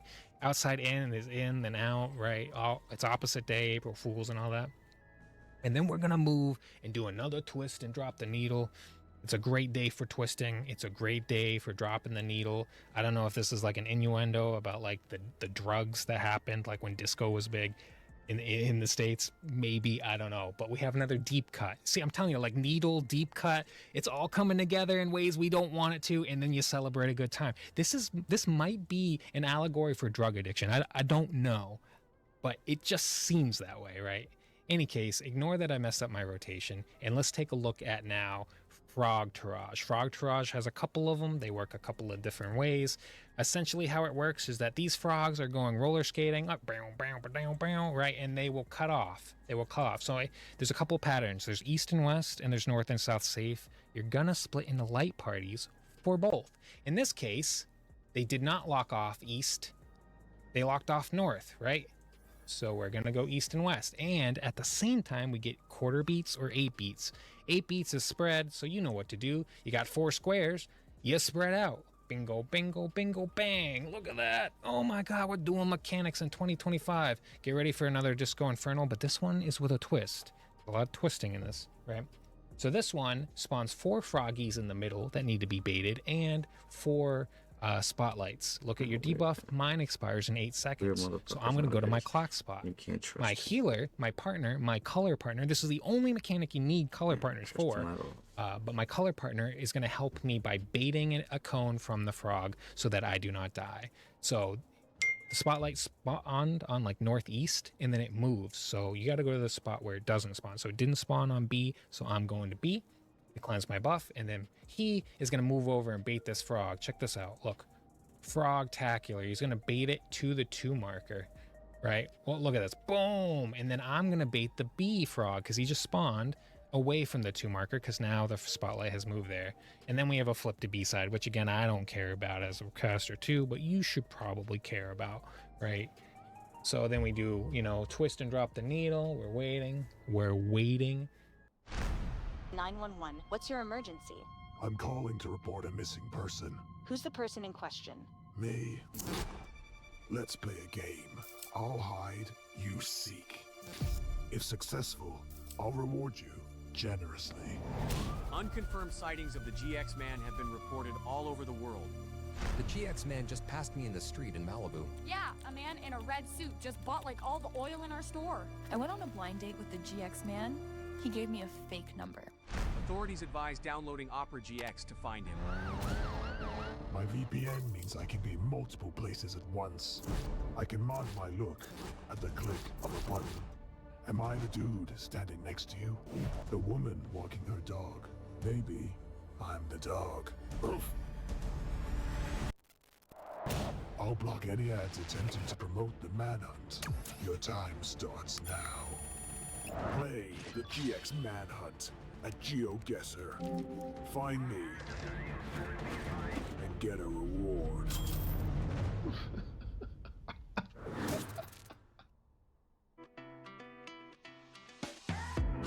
Find me and get a reward.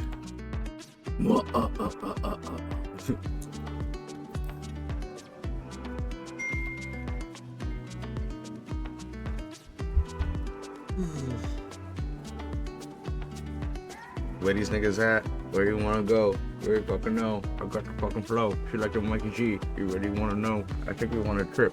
Tiki Tokyo. She like, oh, Bobby. And, oh man, did you see how we did that slide cast? We're the best at this game, but not as good as you're gonna be after watching this guy. So celebrate good times is gonna happen. Easy peasy. And then we're gonna do more mechanics. You're gonna be Now, like, I oh, don't remember which my mechanic is next. I think it's like the AoE cleaves. Oh no, it's second frogs. We're assembling the frogs for a second time. Now this time it's a little different.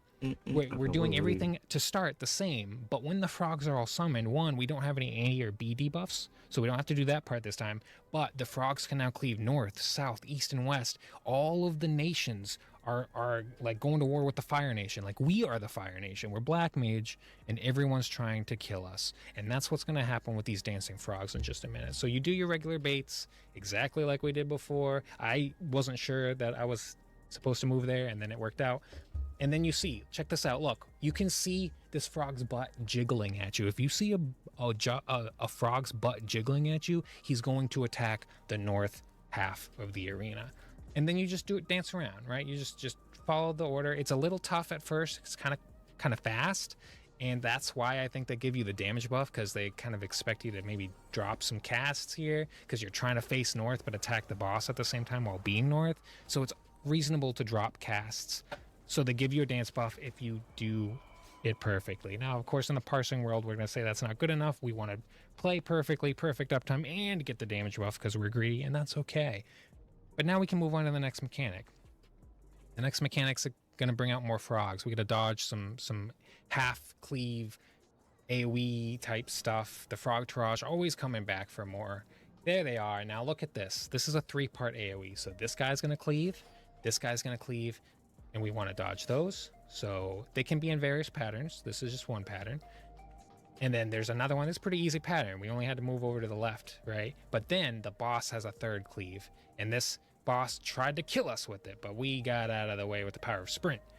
And that's just how you do that. Again, various patterns. Sometimes it's north, sometimes it's south. We'll see that mechanic again. And then we get the important one, frog tirage with the bait. So we got the middle bait frogs from earlier while we have the roller skating frogs. How do we deal this? It's supports bait first. That's just what PF's doing, and then it will be DPS bait after that. So since it is supports first, we have 4 frogs, and they left this middle lane free. And I know it's hard to tell, like a lot of people struggle with this, I struggle with this, but the middle lane is free, I think. Oh wait, no it's not. No it's not. Perfect example. So sometimes the middle lane is free and the DPS stack in the middle and the supports point the frogs away from middle, but in this case we have the opposite pattern where there's this double line. If you see this double line, middle is not safe and you need to be on the outside of it. So the DPS will stand in this middle area, and then the supports will go to like the 3 marker and the 4 marker, for example, to be the closest player to the frog so that it baits the AoEs away from the DPS. So check this out. And just like that, it's a beautiful day. And now it is the DPS's turn to bait, but we have to first see, is it south safe? Is it east safe? Is it middle safe? What's happening in Willy Wonka's Wild World? We see that the supports will go in the middle, and the way that we deal with this, the smart way, the easy way, is just look at the boss. We have a Viper, we have a Black Mage. Put the caster on the right, put the Viper on the left. Melee left, range right. Very, very simple, very easy. This Viper will go bait that frog. I will go. We don't have to communicate. I don't want to know what they're thinking. We're good to go. Sorry, I keep running over this windy thing, right? And so he goes left, I go right, and we're good to go. No problem.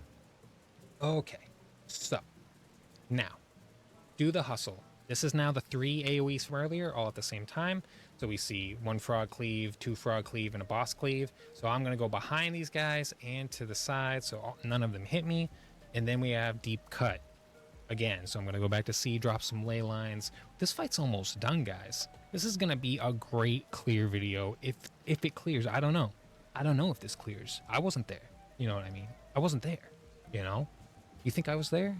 No way. So anyways, we get this this floor tiles thing again, and then we get quarter or eighth beats. Actually, we get both. Just remember your partner and kind of go to a quadrant together. That's all I can say is, like, remember your partner. Don't go to anybody else. The reason people mess this up is because they just grab a random person. They're like, you look good. No, don't do that. Focus, target your partner, and go find them. It's easy. And then it's an inside out, so we're gonna go out, then we're gonna go in. And then we're going to get eighth because we got quarter notes first. So we're going to spread here in a second as well. There it is, eighth beats. And my healer and I just got used to working together, and we knew to run in opposite directions, and that's what we did. Easy peasy. Celebrate good times, you know. Gonna have a raid wide. Nobody cares. And then we're going to move on to another celebrate good times. This is pretty much it. We're done at this point. The fight is over.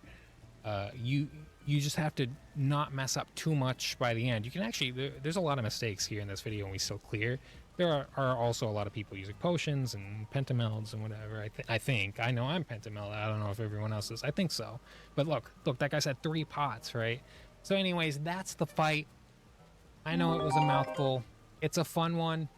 And hopefully this day one PF guide can kind of help you pick a strategy that has a low margin of error and kind of reduces the amount of thinking you have to do. You just shut brain off, do what makes sense, although what makes sense is different for people, I know. But just automatically, like, try to minimize the margin of error, try to minimize the mistakes that people will make by removing the possibility as much as possible for them to make unnecessary mistakes by doing simple strategies, and that will increase PF success rate. But anyways, check out the other guys that come out about this, see what they say. There's going to be some really good strats, I'm sure, especially for uptime and parsing and stuff, and also more in-depth explanations than what I can offer. Anyways, that's all I've got for now. Until next time, this is them. See ya. Communicating project status and timelines can be challenging. Turning complex data into clear, actionable insights sometimes feels overwhelming. And that can lead to misalignment and confusion. But what if you could transform project data into compelling visuals in a fast and simple way, without any hassle? Well, with Office Timeline, you can do that right inside Microsoft PowerPoint. It's designed to make your life easier. Just pick your favorite project management tool and watch as your data becomes a clear-cut timeline that you can then customize to fit your team's needs and branding.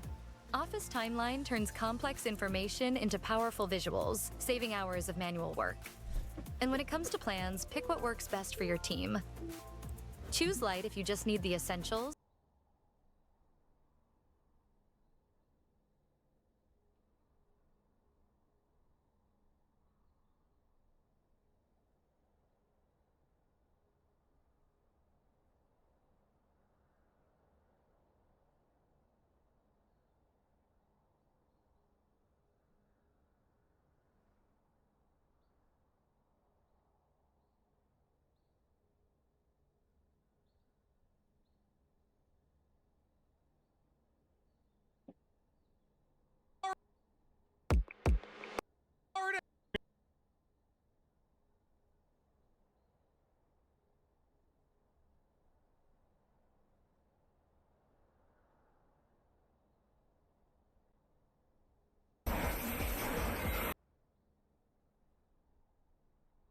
That you have to literally be right on the line, essentially. We must take it home. Can the upstart keep up with Dancing Greek?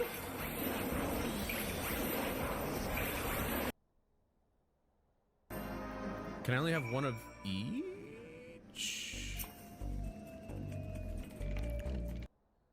Yeah, beautiful.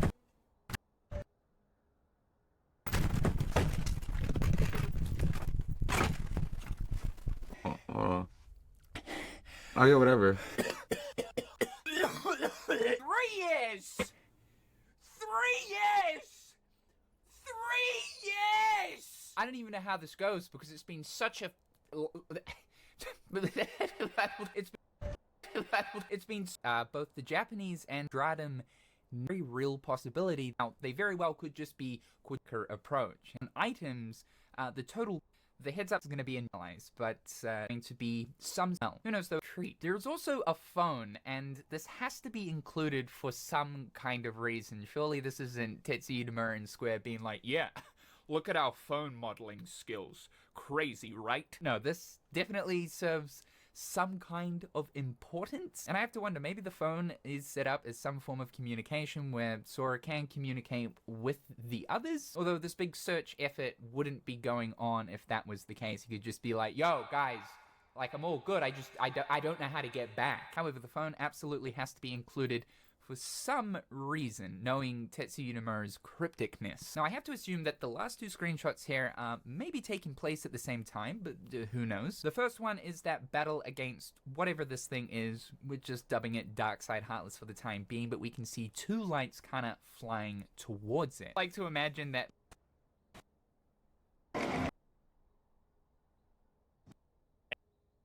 Should we play a game? Like... biggest dragon Black Clover has ever unleashed. The legendary 5-headed of Hino Country. This the biggest... You got... You know, because it seemed like to me, it's all about how do we turn each other against each other? Yes. How do we turn... Alright guys, in this guide, you're gonna learn... Welcome back to New Rock. I wanna build something undeniable. Something... important. Yeah, beautiful.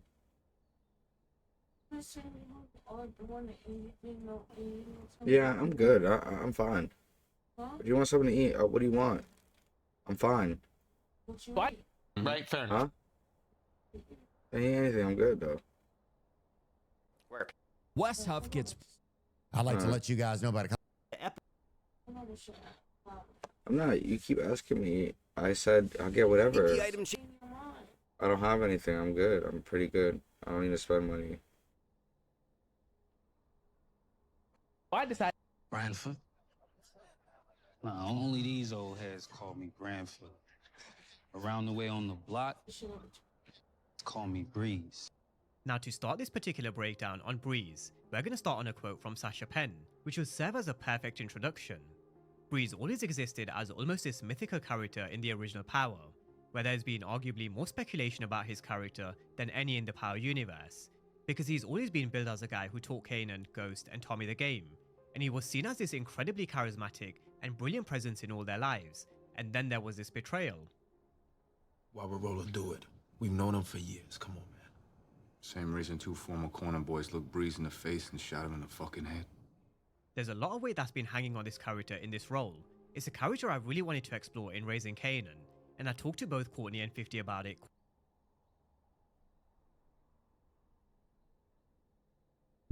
Should we play?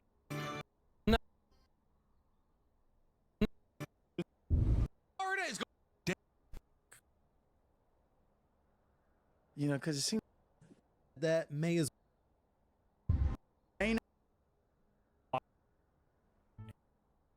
Why would I do that? Because you don't want me to have nobody but you. Want me all to your self. That's why you killed them all. D, Fame, Crystal, even my own father. So is this the end for Patina Miller as Rock on Raising Kanan? Apparently so. That's what she told Deadline when she did her interview post-season 4. But look, we've been here before, and even if they didn't pull a fast one with what they did last season with Unique, I would have still said no way. Sasha Penn sure ain't gonna pull a fast one on us twice. I do think Rock does survive, and we are gonna run through a few different scenarios and perspectives in this breakdown as to why. However, season 5 is where I'm This nigga was talking about Breeze out though. Courtney and 50 about it quite a bit. Yo, babe, Breeze popped up in Power. Breeze. They finally showed his face. Huh? What do you mean?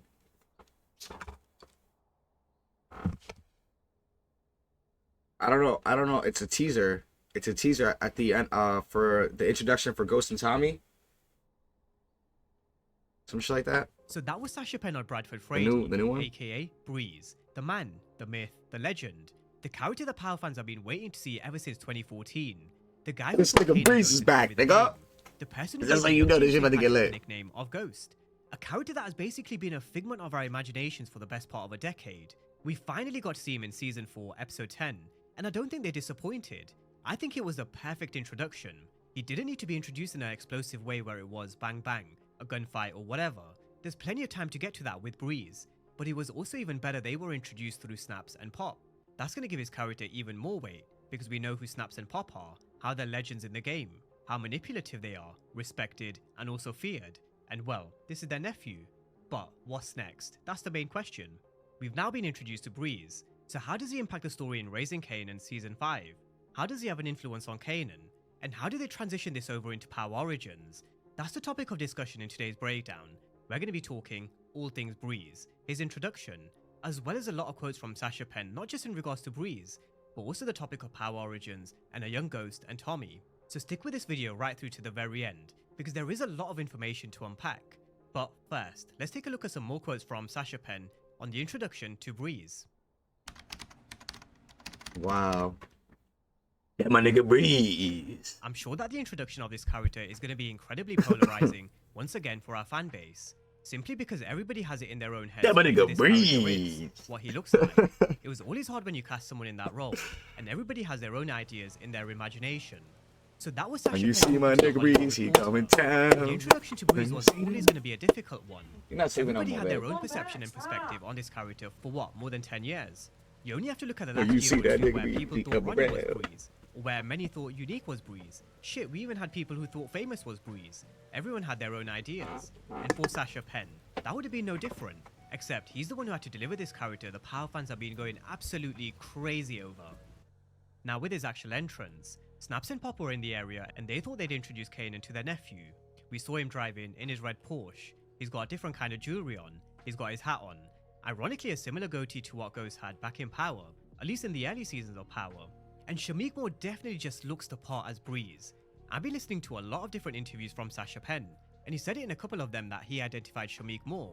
And the look, the appearance, honestly he is a perfect fit for Breeze. We know how well Raising Kanan have picked out the perfect individuals for each role, and this is definitely one of them, definitely Breeze. Now in terms of what Snaps and Pop said about his character and what he's like, let's take a listen. Ranford Frady, our nephew.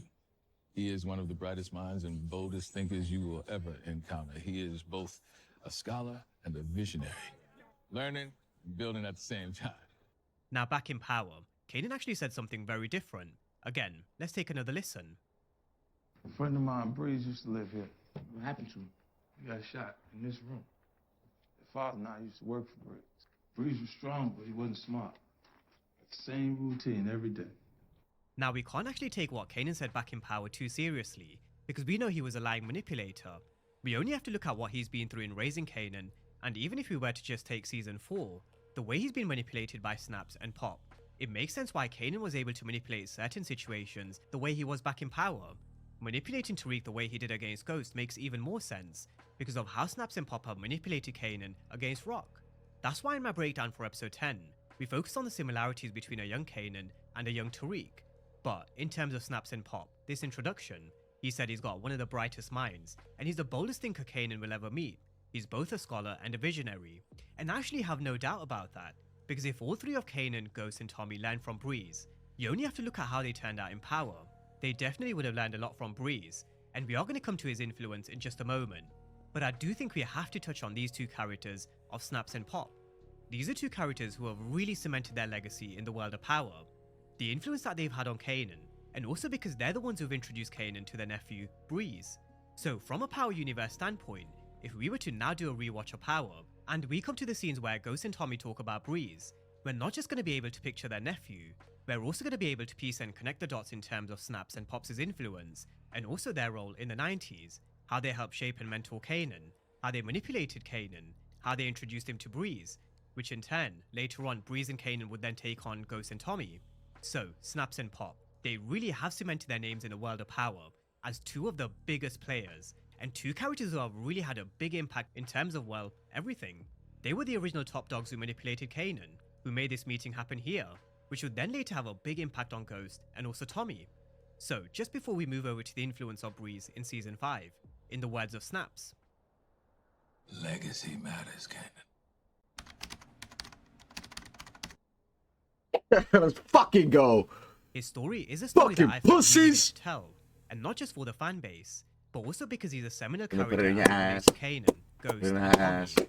We introduced Put him it in in the your final ass. episode, but you'll definitely see him in Season 5, and you'll see how he influences Kanan, and also sort of teaches Put Kanan that thing in along her the way. booty. So we've seen the introduction, they've been through the Thing in her formalities through booty. Snaps and Pop, and now in Season 5 we're going to get to see Breeze being a mentor to Kanan and also teaching him. We've got one season to get accustomed to Breeze just like Kanan, and we'll definitely be able to learn more about him, who he is, how he carries himself, them building a bond and this brotherhood.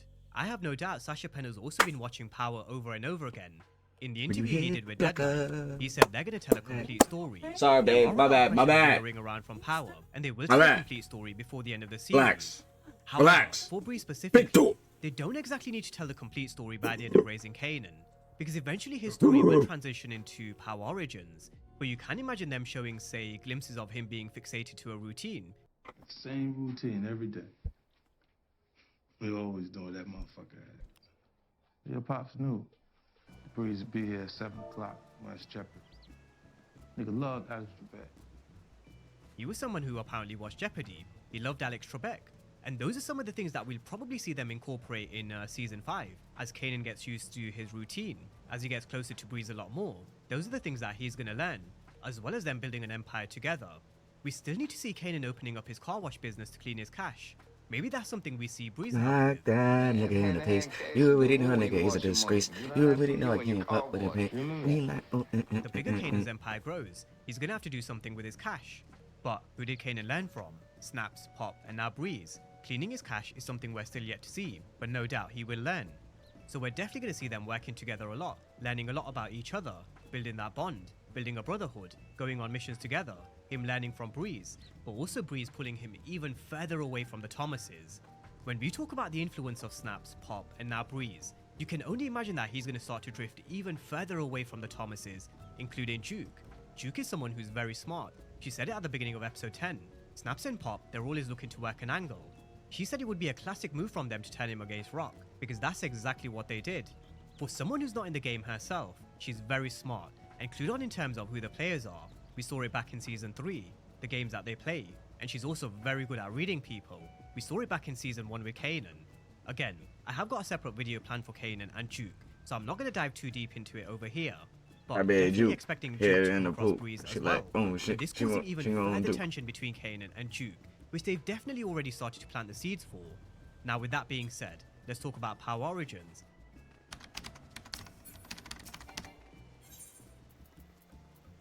Come on, we gotta move this way. Kanan's gonna be looking for us. So he's gonna introduce us to Breeze. We're very aware of what the fans want, and to the best of our ability, we always try to give them what they want. I think you know between all these shows, whether it's Raising Kanan, Force or Ghost, God willing we do Origins, and I think we are. People will get the pieces of the story they've always wanted. So, that was Sasha Penn talking a little about Power Origins in his interview with Deadline. He's very aware of what the Power fans want, and I do think it's now going to go from Where's Breeze, who's Breeze, to a lot more of Where's Tommy and Ghost. But I honestly don't think we're going to have to be waiting long at all. The way we got Breeze's introduction at the end of Fucking season go, 4, dude. I wouldn't be surprised That shit to is get him fucking or a fire. teaser of some sort of Ghost and Tommy. Yeah, niggas don't know about maybe that. one or maybe even both at the end of season 5. I do think that's going to be something that happens right at the end of season 5 to then set up Power Origins. We've already seen the small Easter egg from episode 303 outside Rock's properties that she purchased, where you could see Tommy spray painted his name. But I wouldn't be surprised if we get a glimpse of them right towards the end of season 5, even if it's something small where maybe you don't see them, but where you hear two guys on the stage at Cafe Vu spitting these lyrics from Power. I like it, she love it. No hesitation, I had to push up on it. I like it, she love it. No hesitation. So that's just another small little Easter egg. If we were to hear that, we definitely know who they were. I'm sure Sasha Penn knows all about that.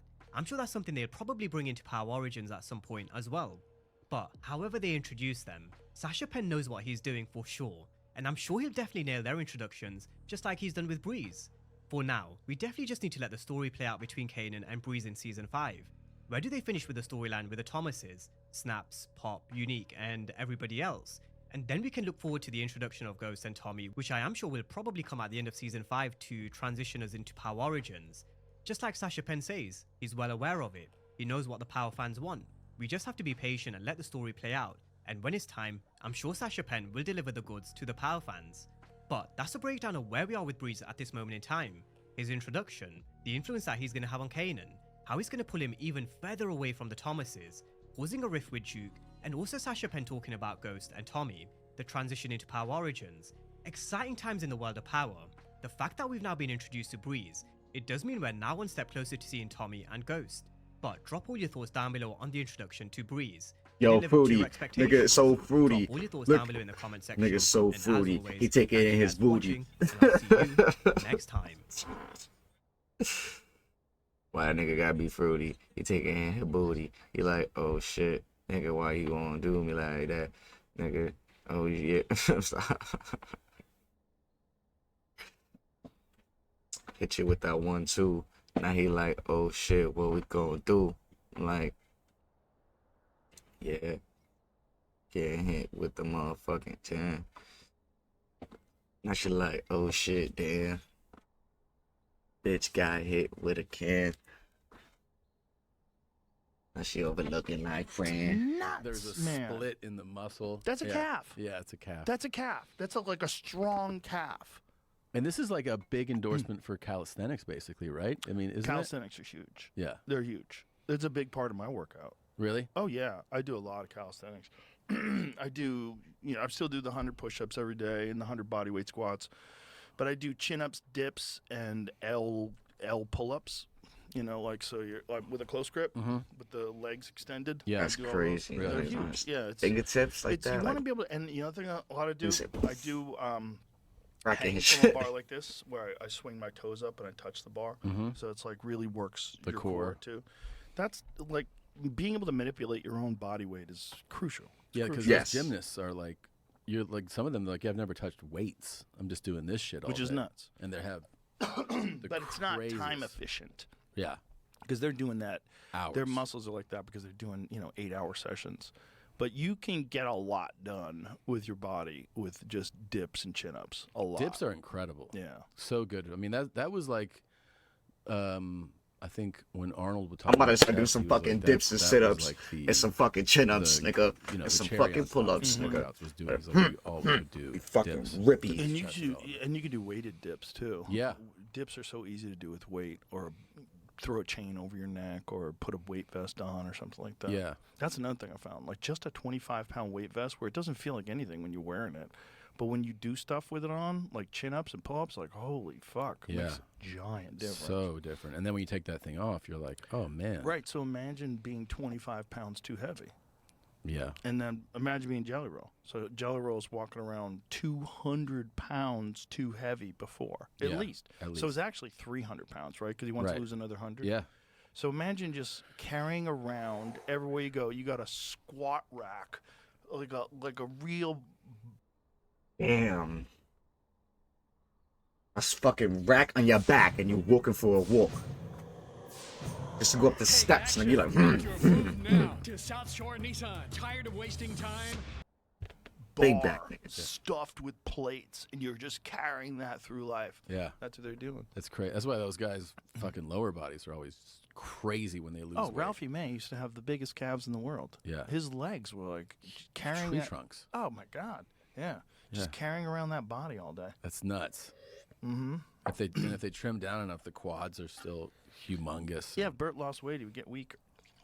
Yeah. But you do get weaker when you lose weight. I mean, that's a fact. Yeah, that's always Part of a it. mass moves mass. Yeah. It's also like to lose weight, to lose body fat, your body has to think something's wrong. Wrong, yeah. Like Mm-hmm. it's very difficult to maintain mass, like maintain muscle mass while you're losing fat. It's hard. Yeah, that's hard. You got to be real careful with everything. Yeah, that's true.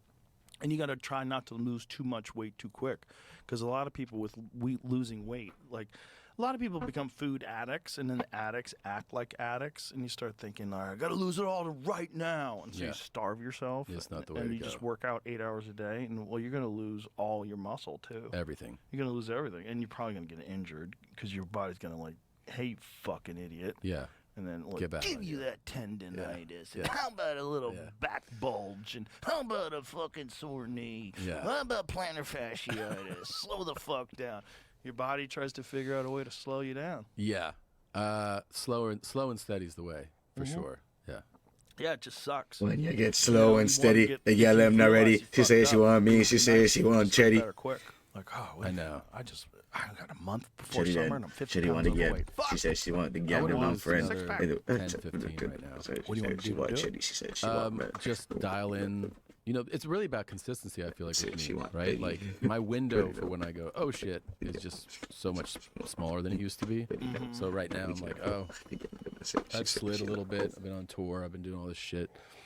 I just have to Tour, it's hard, right? It's 'Cause hard. You're like, I'm working. It's fuck a it, fucking cheeseburger. tour, baby. Sometimes pizza. Sometimes it's that. Sometimes it's also just that like you're Let's not play a getting this game and leave. rhythm of the way I'm eating better and go with the training at flow. home, which is pretty Like, good. oh, nigga, Yeah, you know. you get out there and it's like, But you fuck, know you where got I'ma on go. 3 planes and you're just Mhm. tired. Yo, you nigga, just you don't do know. it. Yep. And then yeah, you just order whatever to eat, so you just feel it like slowly come apart. But I feel like I'm also at a place where I know if I dial in my diet and make sure I stay on top of like the training, Mhm. I can shed this 10 pretty.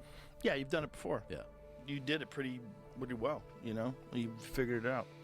And then you also have muscle memory now. I think it's hard when you're traveling because, you know, you're just, anytime you're traveling, your energy level goes down. Yeah. It's like you got to figure out things to mitigate that energy level going down. And then counterintuitively, the best way to do that is to work out. Yeah, I know. Which doesn't seem like it makes any sense because you're tired. I don't want to work out. A lot of times we do the land and lift. Got to do that. Like land and go. Yep, land and go. Land and go. But it is crazy how I do a lot of 3-4 day weekends, you know, Mhm. for tour. Man, a lot of times on that 3rd, 4th day, you're in your 3rd or 4th city and you're like, Mhm. fuck, I am wrecked today. Mhm. Just like another plane, another time You zone. taking a lot of vitamins? I think I take a pretty good amount of vitamins. Yeah. Mhm. Yeah. Yeah, that's important too. Yeah. Take a lot of vitamins, and then it's just hard to be strict with your diet when you're on the road. But the big one is alcohol. I'm lucky in that regard because I'm not a big boozer. Yeah, I don't know how Bert does it. I started eating these David bars. Oh, those are great. Those are great. Yeah, I think Peter T is involved in that, right? I don't know if he maybe. Yeah, but they're those are delicious. They're great. Boy, they make you fart. I love farting. 28 grams of protein, 150 calories. Yeah, no sugar. They're great. It's Yeah, great. Yeah, there's a bunch of good options now that you could bring with you on the road if you get hungry. Keep you from eating bullshit. From eating bullshit. That's all I'm trying to, like, sometimes I go like, oh, it was great. Today was a great day. Mhm. And then it's just dinner. So you're just like, just don't fucking ruin your day. Have you ever had carnivore snacks? Do you know what that is? No. The carnivore It's not snacks like ribeye is my go-to. I bring that on the UFC broadcast. Like I give them to Daniel Cormier and me. We eat them. It's like sliced ribeyes that are just dried, but it's got the fat on it. It's good. Yeah, you don't feel guilty at all. Like if you're hungry, need a snack, open them. It's just meat and salt. Perfect snack. And the But it's not company's like- called Carnivore? Yeah, Carnivore Snacks. Mm. Snacks with an X, but it's not like it's not jerky. It's like they describe it as like meat pastry. Yeah. It's good snack food. I like it. Yeah, just to keep from going off the rails. That's all you're trying to do. That's what I'm Yeah. trying to do is just mitigate the damage of the day. Bro, Right. I have a whole folder on my phone saved up of food that I really can't eat. Really? Just where I look at restaurants like, What do you miss the most when you are trying to eat Italian healthy? food. Italian food. Italian food. Pasta. Always. Right? Yeah, pasta and crazy sandwiches. Oh my God, we went to Carbone. Oh, in New York? Yeah, they got one in Vegas now too. I know. I think they've actually had the Vegas one for a while. It's so good, dude. So good. That rigatoni with vodka sauce. When it has a little kick, they put a little spice in it. It's good. It's so good. If you're voting against Medicaid, you're voting against your own community. You cannot take Medicaid away from mothers, hospitals, seniors, and children. You have a duty, a responsibility to take care of your constituents. It's the Big News Report with Guillermo Rodriguez. Good evening. Tonight, top story. My underpants are missing. I lost them at the cleaners, and now I'm chafing. For more, we go to our chief underwear correspondent, Lou. Lou, are you there? Thanks, Guillermo. I'm at the Fluff and Fold, where eyewitnesses last saw your boxers. But the trail has gone cold. Even laundromat owner Connie hasn't seen your underwear. I haven't seen your underwear. Thank you, Connie. Can you tell us anything else about the search? Connie, the nation wants answers. Connie! Connie! Thank you, Lou. Great work. Guillermo, instead of looking for your lost underwear, you should just go get new ones at JCPenney.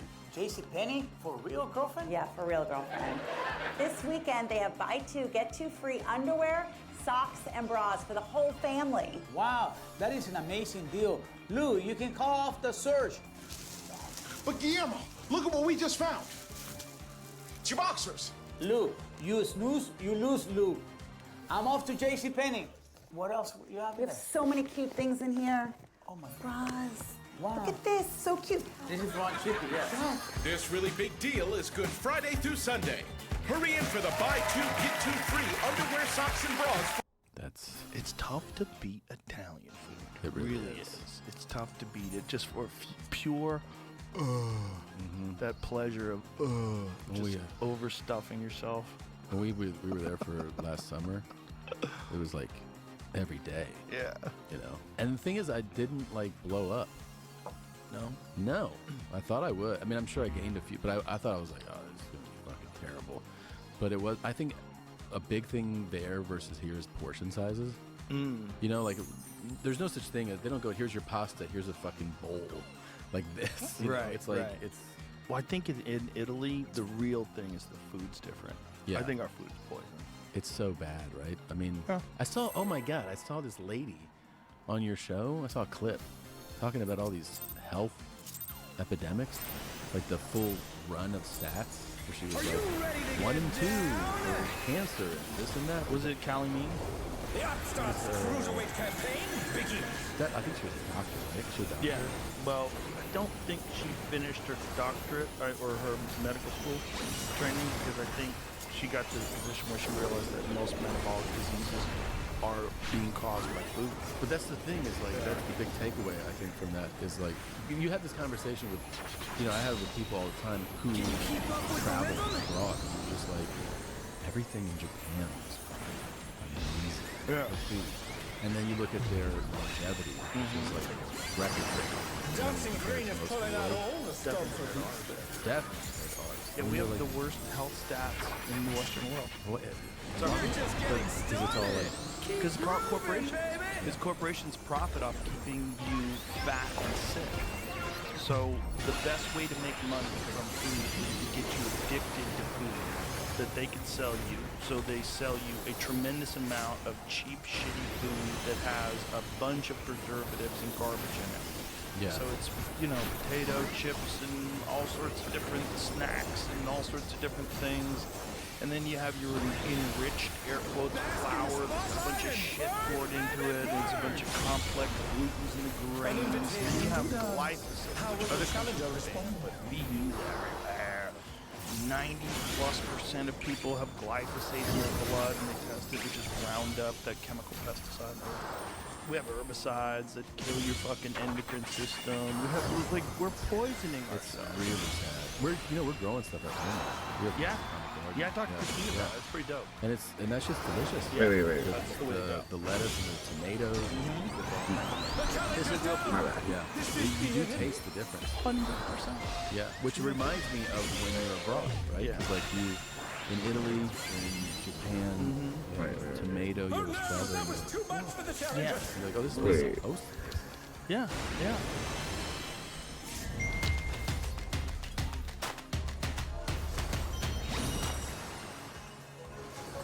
There's an odd paradox happening, which is that Gen Z has objectively a world that is more developed than ever before, perhaps even better quality of living than anyone in human history, and yet the rates of depression have increased by 50% in the last decade. I'm like, Can the upstart keep up with Johnson Green? I'm looking like, what are you Our doing? business for suspected Nah, attempts of cold self-harm person. have increased by over 50%. People are lonelier than they've ever been before. They're struggling with making friends and finding partners.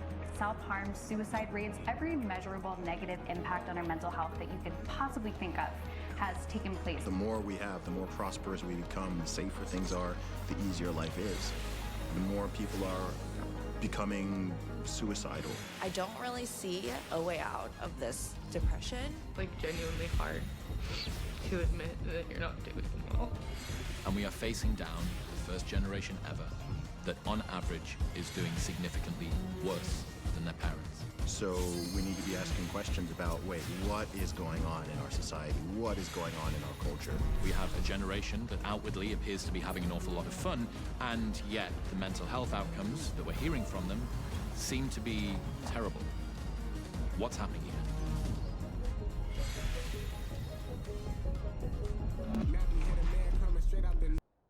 Yeah, we make stuff that can sit on the shelf forever. That's why our tomatoes look like they're albino tomatoes. And they're hard. Yeah. Our tomatoes are hard. Yeah. Like, why is a tomato hard? Are you ready to get about? Why does it stay hard for like weeks? Just sits there. And then we just keep Yeah, it's terrible. And then you get all this inflammation in your body. And, we've sort of genetically modified a bunch of things to feed a bunch of people. Have large numbers of people. And there's benefit to that. How much of this, like, do you think is related to the fact that we have so many more people in some of these places? Oh, yeah, that's a fact. But, Yeah.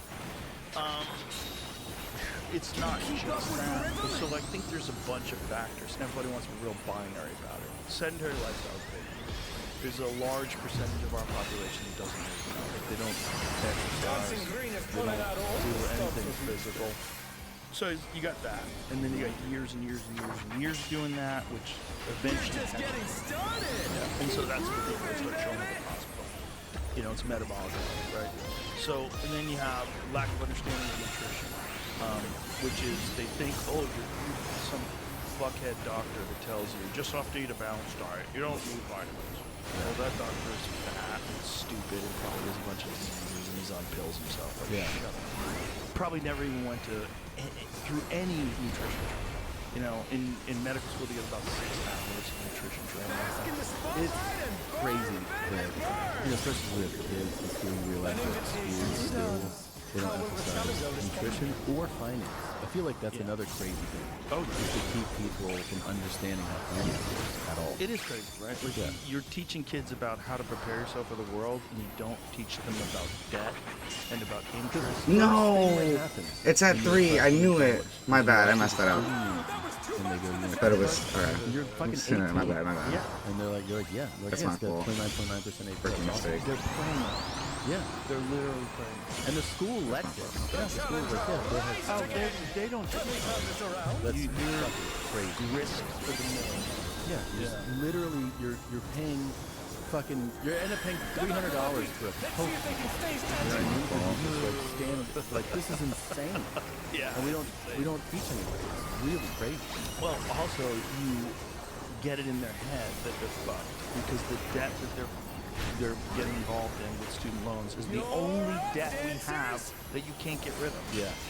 The only debt. Yeah, you can't forget that. There are people right now who have Social Security getting docked. Their Social Security getting docked for student loans. So they made it to debt, and they owe money to the government for loans that did them no good at all because they're living off Social Security. So the government gets to steal more money from your Social Security. I don't have to pay you. And meanwhile, like today, the reality is you can get that education online. Dance like there's Almost all of the books on any sort of subject are available. Mine is useless. Oh, it's not me. Well, yeah. Worked out. You probably like they use you to sell more tickets. They probably do. But this guy. But look, he went to our university. You should come. I mean, like Tom. You know, I didn't even anything. But how much did you have to pay to go to school? Let's finish with man, how back much were you then, in debt for?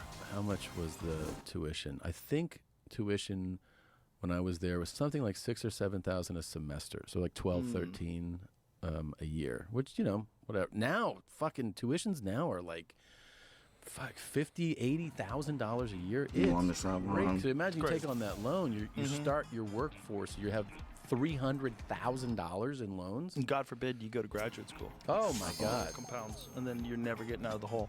And I think this is why some doctors and lawyers become sociopaths, because you are dealing with so much debt and you realize no one gives a fuck about you, so you don't give a fuck about anybody else either. Wow. Yeah, it's great for society. Yeah. It's also like there's two things that can be true, right? I do think that you kind of have kids have to like get to work and get something going and get a path in your life. And when you're going to college, it's like you're out of high school. Okay, now you're on your own. You're in college. You got to keep up your GPA. You got to get your degree. Let's go. Let's go. Let's go. Let's go. So there is value in that. Yes. But then also, it's too much money. And you're probably not going to do anything with that degree. And if you don't have a degree, people think you're a loser. And it's very strange. It's very strange what's going on because you're allowing these corporations to prey upon children. Yeah. So if you're an 18-year-old child, You don't understand anything. you don't understand anything, and then all of a sudden you're in college and you're saddled down with unstoppable debt, and you have this fucking circus of people around you that are also trapped. And you didn't understand what that meant, what you were saying. No way. It's the same reason, like, you have a conversation with somebody who's that age, and you're like, oh, you realize that our brains are different, right? Like, you talk to, like, Yeah, they're not developed. they're not fully developed yet. They don't understand it. Especially boys. Way more clear. Yeah, boys don't get developed until they're like 25. Girls are pretty. They can figure out things. They're not saddled down by testosterone. Yeah, Their frontal lobe develops earlier. Yeah, ours does. About 25. Yeah, dudes are retarded. Yeah. But that's also how you trick them to go to war. Yeah. You know? Part of it. Okay, we need to get Gulf of Tonkin. Terrible thing those Vietnamese did. We're going to need to send you overseas. Try that shit on a 40-year-old guy. You're like, what? That's no fucking. What happened? Let me Google. Hey, I Googled Gulf of Tonkin. It turns out Yeah. you guys fucking faked it. But- What else are you faking to get us to go to war? Oh my God, you guys fake things to start wars so you can make money? That's great. How are you not in jail? How's no one in jail for faking things to start wars? So then you're like, well, fuck it. They got me with student loans, they got me with this, they got me with that, and you just get accustomed to life fucking you. Yeah. You just like, oh, the society just fucks you over. They just take from you, saddle you with debt. Hey, this theory, what you're talking about, applies to, I think, extends to our appearances. And what I mean is, today a lot of times people talk about how people wear like fucking flip-flops and pajamas. You talking about Bert again? Yeah, well, he's not here. No. But like you get on a plane and you see people in pajamas, right? Right. And they, 50 years ago, they'd be like in a suit. And I think part of the reason why people... Ooh, I did that. My bad. I didn't move. My bad. I messed that up. Meaning that I messed that up. Years ago, that's my fault. You would embark on your path in life. Okay. That there's hope. I can have the American dream. I can own the house. Like, I can get the things I want to get. And so many people today are like, there is no hope. So fuck it. I'll go out in my fucking sleep because I don't have that. I think there's a connection. Well, there's a lot to that too.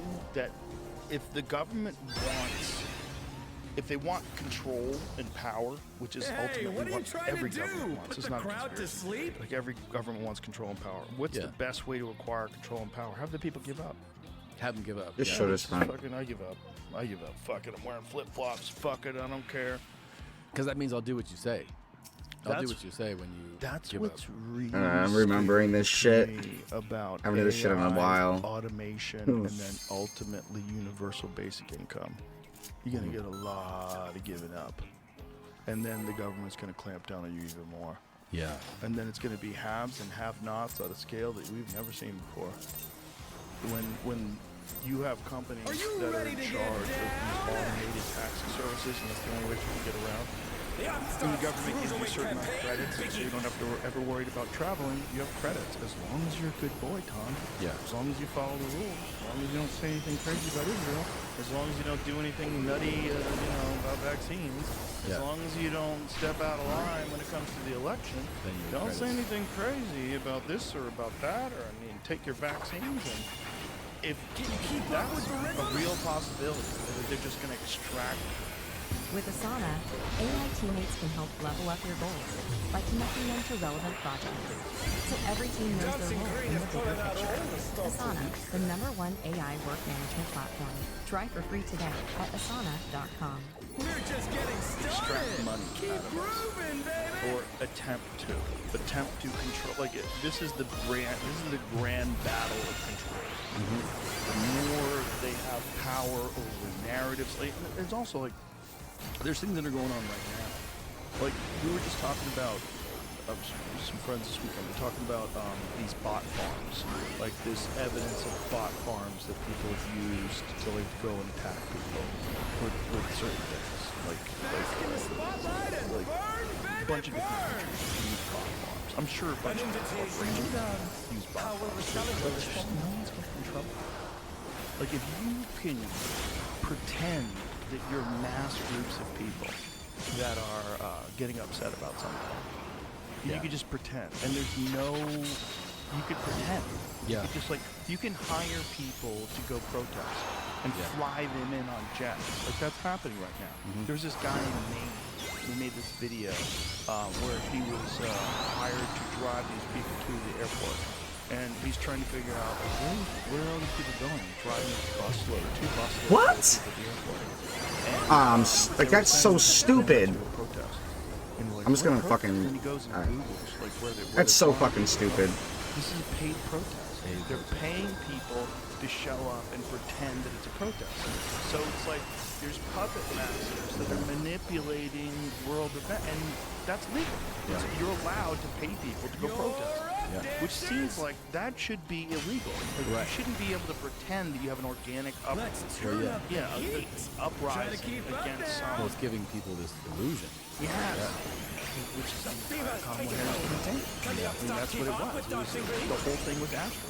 Did you see that before the former FBI director talking about how China just doesn't play ball with any. Oh my God. And he's like how they don't respect.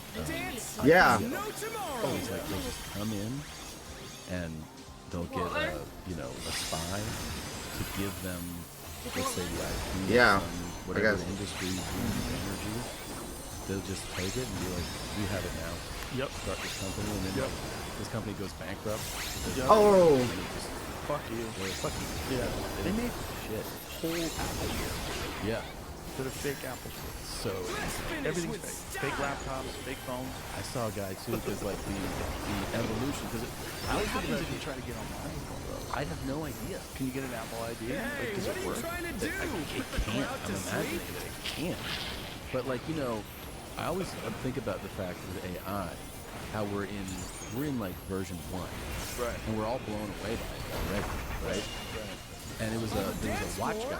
Everyone's a star. I had 2 like Daytonas. Oh yeah. And he was like, Come on, you fucking idiot. This is the best one I've ever. Oh my God, I'm gonna kill this guy. The fake, he had to take it apart and to look at parts that were inside, like a spin wheel. He goes, oh, this is missing. Moving. So which begs the question, like, what is it?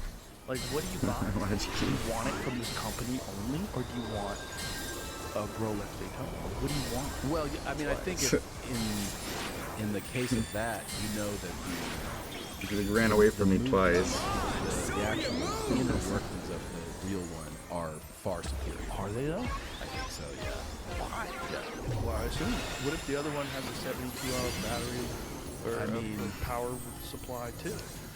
What if you 3D print every single aspect of the watch? Then it's the same thing. Pretty close, I guess. Right? But it can be the same thing. Like, we're not talking, like, my watch.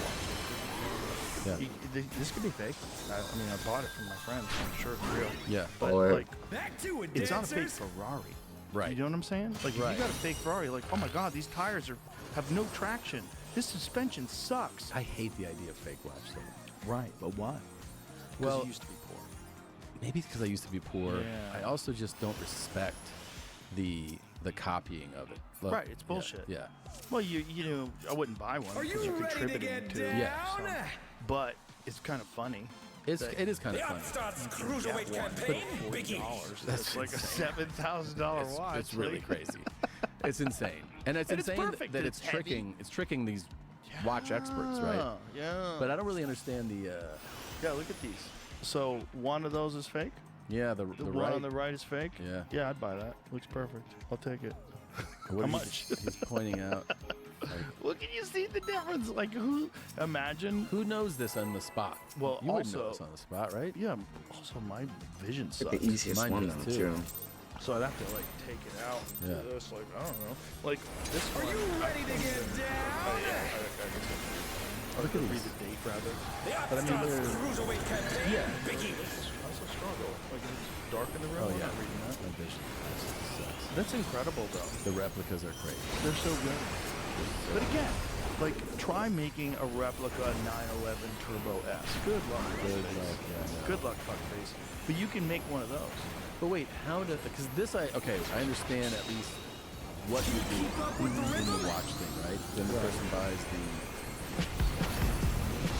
Ah, I messed up. Choose to follow your instincts. Every Mazda is designed to feel like it was made just for you.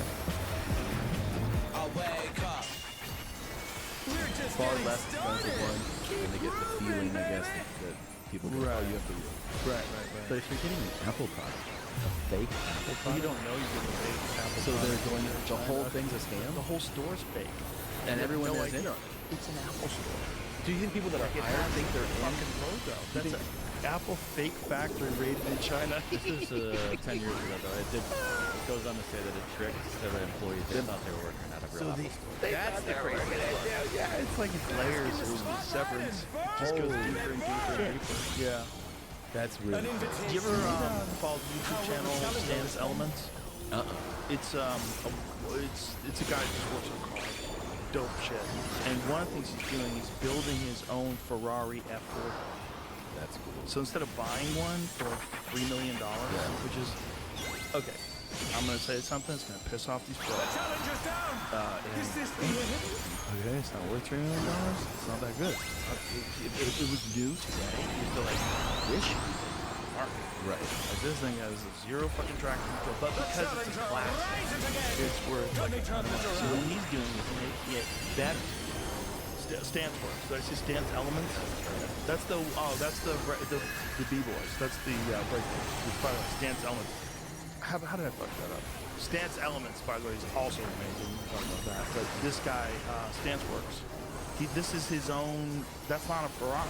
Like, he bought all the parts online. So he bought all the body panels online, and then he made his own frame. And then he bought a Ferrari engine from like a different model of Ferrari, and he's putting that in it. But this is like a multi-month journey that this dude's been on, and I've been watching all the videos. Whenever he has a new video, I watch it. He does a lot of dope shit, but this is a guy that like really loves cars. And he's No, I died. I'm dead. Talking about cars is fascinating because like he's also a fan of the original M5, which I've thought about getting one of those. Yeah. Not very fast, but apparently like super engaging driving experience. The original M5, which I think was like, I want to say it was like 280 horsepower. And what year? 80-something. 80-something? Yeah, which by the way, back, I think it's 88 maybe? Back then, that was a lot. I have an 89 M3 that I bought. Ooh, let's finish with style. Yeah. And I have a S54 engine going into it. Oh, Jesus.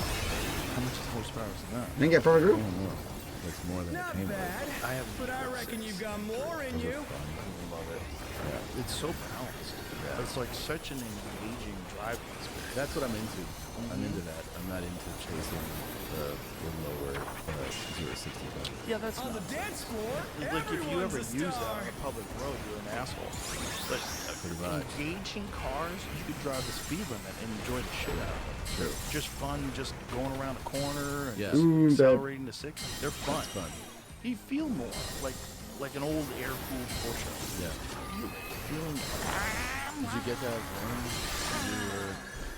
I had one being built. Yeah, it's on real close. Yeah. That's the RSR project. Yeah. It's like 350 horsepower, 2,000 pounds. Come on, show me your moves. What do you got? This aesthetic really 260 diesel. It's like 17 horsepower. I watched I've seen your Blazer, but I watched a video on it. Yeah. Of those guys, the Velocity Motorsports. Awesome. They're doing cool shit. Velocity did. They really went out with that one. That one's great. They do Scouts and Broncos, but they also just started doing Mustangs. Oh. And I took one of the Mustangs out. Back to it, I think dancers. 67 Mustangs. So you get that. Is that the one with the flared style. fender? Did you send me that? No. The green one? No, that's a different one. Oh. Yeah. I was just every time I see something cool, like check that shit out. I sent you the other one. What did I send you? I sent you that. Oh no, that was too much for the challenger. Giulia, that Italian one that the guy came to my place. Oh yeah. That was the Alfa Romeo. Yeah. I've seen that online getting reviewed. It's a Restomod Alfa Romeo. No? No. I have one of my people's vehicles, but generally I don't trust my people. I just think they're not going to do a good job. I want it. My car's made by either Germans who do meth or Totem. That's what it was. Yeah. Yes. Oh wow. Yeah, dude. I told one of these. This guy came. Baby, look at that. It's fucking rad. Did you like Totem it? Automobili. You I did get like one? it a lot. I didn't order one. I didn't order it. Didn't? How No. come? He's making a prototype for a whole new model. So I was like, Why? oh, I don't know. Why? Well, that's so sick. He's That sick. looks like a James Bond car. Look It at that does. thing. God damn. Da, da, da.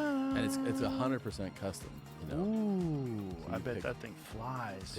Dude, I was driving down Fairfax in LA in the rain and he turned off the traction control. No. Yeah. Turned and off? He turned it off. Why'd he turn it off? He was like, let it run, explode, emotion. Oh, no. And guess what? The emotion almost ended up wrapped around a fucking light pole. Did you spin? Dude, I was like, "Brr," and I corrected it, but I was like, panic, and I was like, fucking driving That's this the guy's. fear of losing it in a Porsche. That rear engine whip.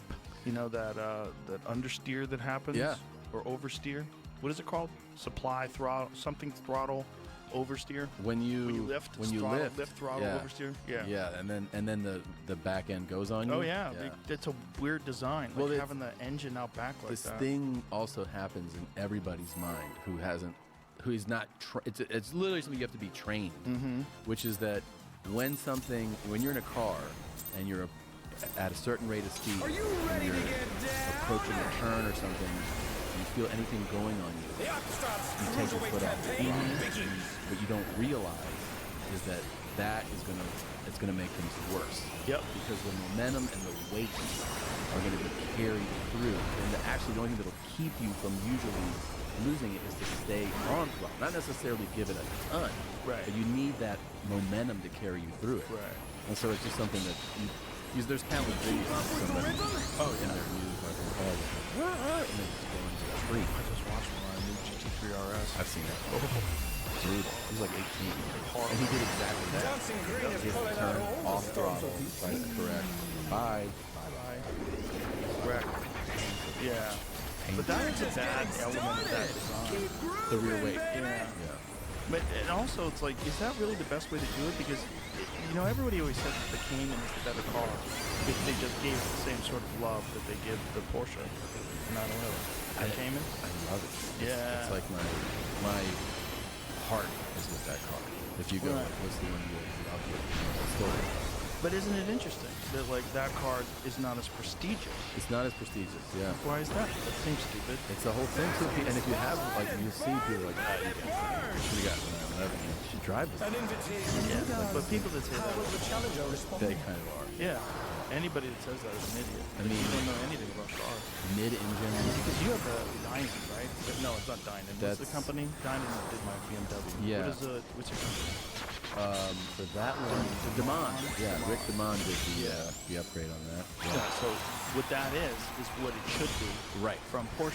Yeah. They should take that big, juicy GT3 RS engine, or even great, that GT2 RS. Throw it in that. Throw it in that bitch. It just upsets 911. That's it. Just fucks up their. Yeah. If that upsets you, then you need to go find something else. You need to go do mushrooms on the mountaintop somewhere. By the way, did you like that? No? Did you ever drive the GT4 RS that came out with like a year or two ago? No, I didn't. I heard it. I didn't drive it. I'm yet. sure it's dope, but it's also an automatic. It's all automatic. Like, what are we doing? Why are you buying a street car? Are you a crazy track guy? Because that's a every track car. weekend? Okay, That's which is fine. Yes. Which is fine. Yeah.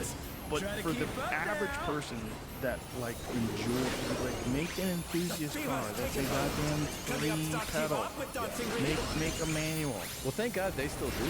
Yeah. They make some. I mean, a lot of places don't.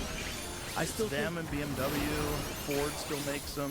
They still do it with the Mustang. I can't believe that Ferrari doesn't realize that if they did just a limited run. Oh my God, sell like crazy. So crazy. Yeah, they gave up. They gave up. Lamborghini gave up. I wish they gave would. up. Thank God Porsche didn't. No, I know. But they did with some cars. Like a lot of their cars, you can't get the GTS now in a 5-speed or excuse me, 6-speed or 7-speed, whatever the fuck they have now. You can't get. Oh no! Yes. I got turbo. Oh, you can't get the turbo yet. You wrong have to side. get the T or the regular. Maybe you can get the regular now. I think you can get a regular now. Stupid me. GT3 you can get still, but you can't get the GT3 RS. Like, come on, guys, shut up. Just shut up. I think the audience should want this, right? They should know that like their fan base wants all that shit. It's like what pisses me off about Corvette too. Like, you guys have the most dope shape now. The C8 Corvette is so sick. You're putting out these insane ones like the Z06. Yeah. But it's still People want to. I know. Got to be like, all that has to be like cost analysis, right? It's a little bit of that and with the folks. Yeah. lip close, but Nick! Ah! Really? I should have one more. My bad. One more tile over. I think I'm lucky. With I your... think, yeah, I don't think I get physically addicted to stuff that way. Except coffee. I've done that. Show me your moves! Coffee was like, quiet fucking yawning. Yeah. Let's see if they can stay standing. Gets me too. I like coffee so much, and coffee's everywhere. I'm like, I don't think I need to quit that one. No. I didn't get headaches last time I tried to quit coffee. I quit for a couple of days, and I was like, this is just rough. But the nicotine pouches were nothing.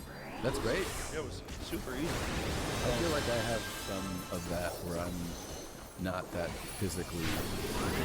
Dude, I have friends. Back to it, dancers. Anything against them. Like, I had a guy who came over to do a podcast and he saw that someone had sent us some Kratom stuff that I wound up throwing out. I was like, I don't want like this shit anyway.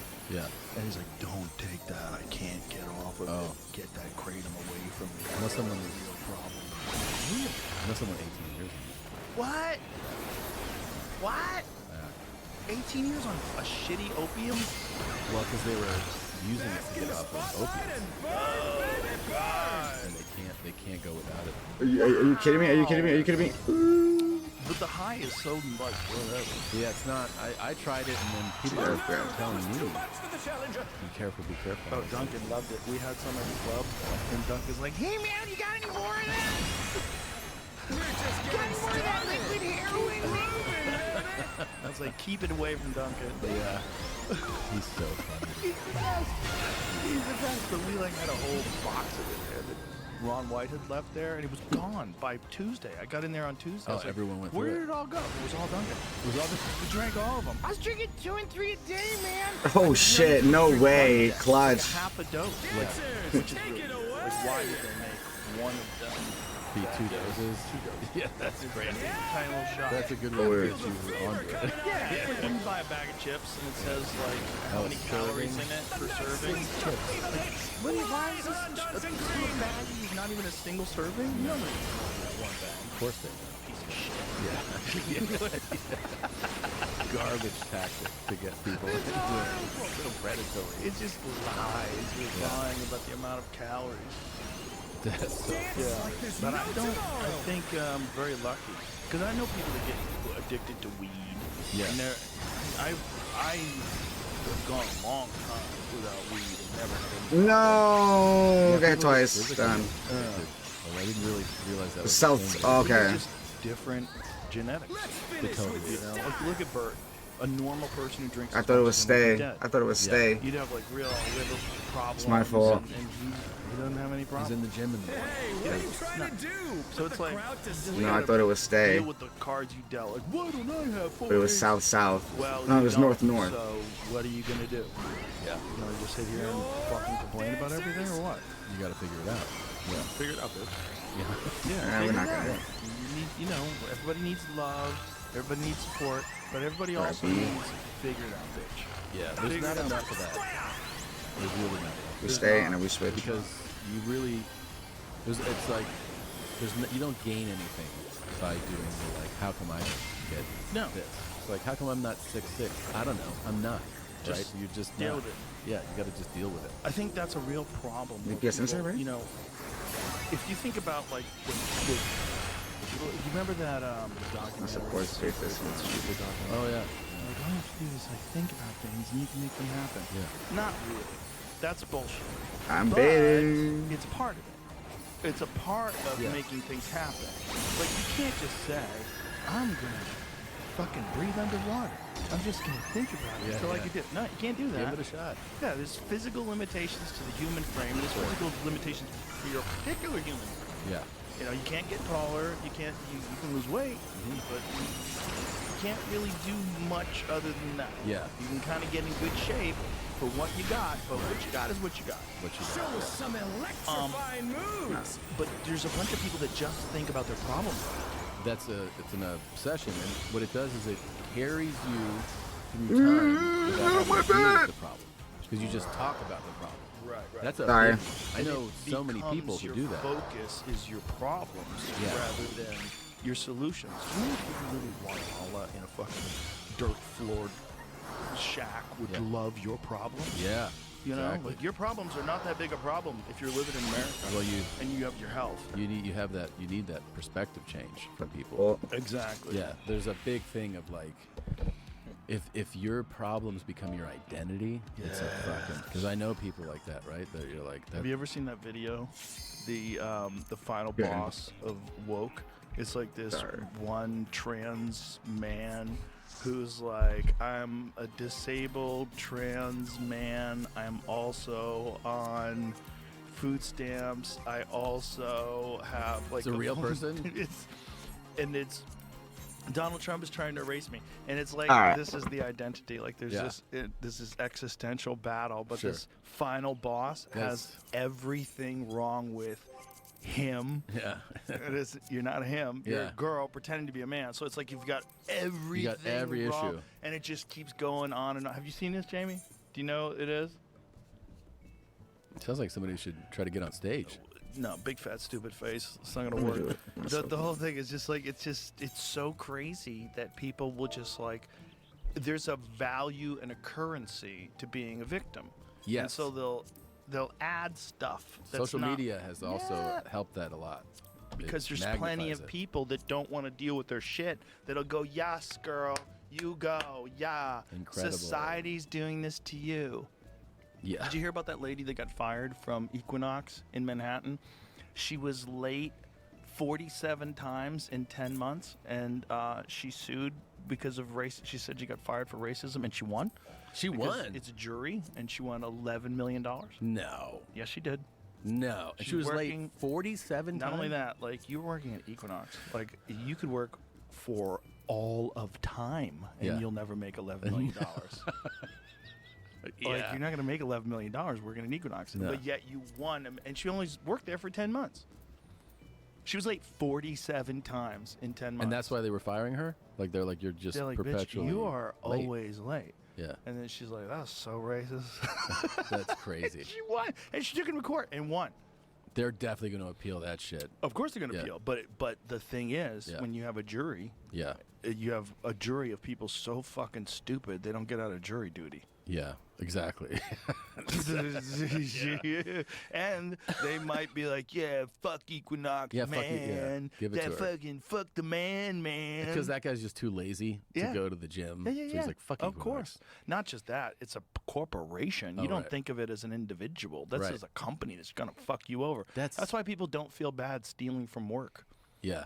You know, you don't feel like you're stealing. Like, if someone was working in your house and they were stealing from you, like they stole your forks, like, where's my fucking fork? Yeah, Like, this is bullshit. I like And then it. you find out a guy Yeah. who worked for you stole your fork, you're like, My- you're fucking fired. my But if dad- an office, if Yeah. like someone like takes a fork home, like if you have a kitchen in your office, we use a bunch of forks for staff. Yeah. And someone takes that fork, it's no big deal. It's the office's We fork. just need to order more forks, man. These fucking forks keep disappearing. And you go over to Tom's house one day, and like Tom's got 4 of the office forks. Like, did you steal the office forks? I forgot. I just forgot. keep forgetting to Yeah. bring them back. Because they don't belong to somebody. Right, exactly. It's not a human. Yeah. It's a corporation, which is also why corporations can act like fucking psychopaths. Yeah. Because they're also not a human, so they can just do whatever the fuck they have to do, which is why our food supply is so bad. Because they're just trying to maximize profit. They literally have a duty to maximize profit. My mom definitely thinks of corporations as they can deal with it. Of course. And I remember my dad used to tell this story that when they first got married, they were at a Holiday Inn and they were leaving. And then he was like, what is that in the suitcase? And it was their towels. And she was like, the towels. And he was like, you can't take that. She was like, why? Because it belongs to the Holiday Inn.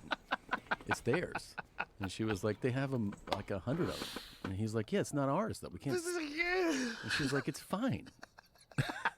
And like everywhere I've gone with her, she's like, you know, she'd be like, "Can I take this?" And like, no, that's so funny. We've been places where I've been like, "Hey, sorry, my mom wondering if we could take this glass."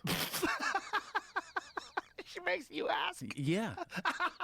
And then I saw a video you were showing your mom these clips. Oh yeah. The clips from your new Netflix Oh, show. fucking amazing. It was amazing. I knew it was going to be a killer. Like, I was like, she's going to hate it. And they were like, okay. So we set up a private screening for her. It's also like, why am I watching this? I don't know if you know, but you're my mom. Yeah.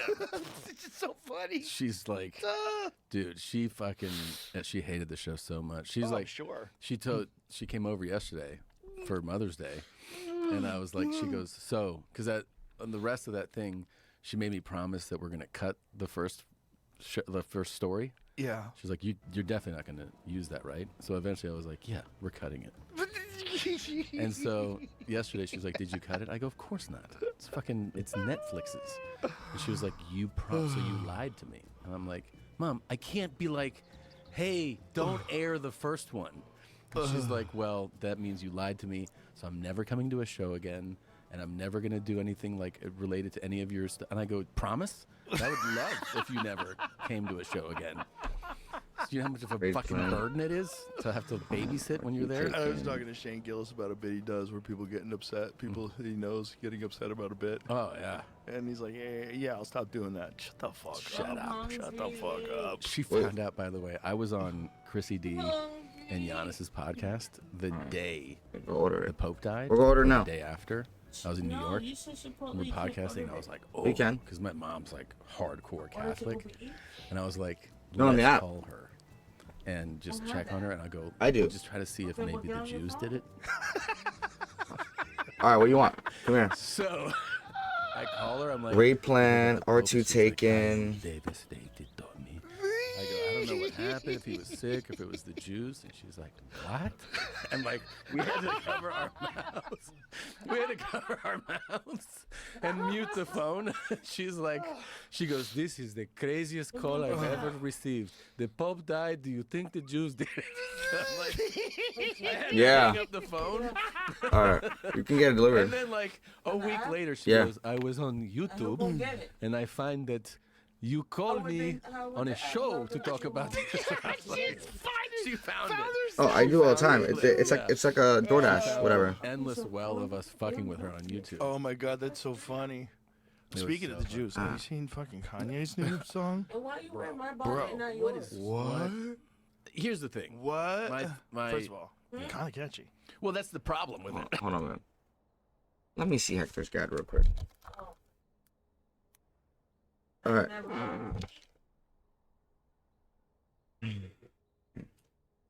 Here. Just.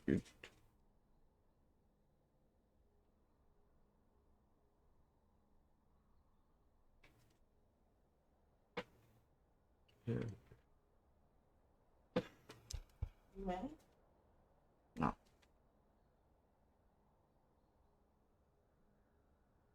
We're just gonna fix this.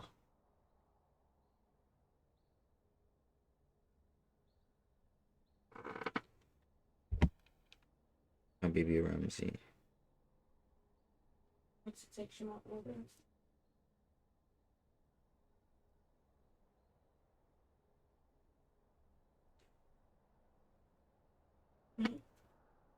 Yeah.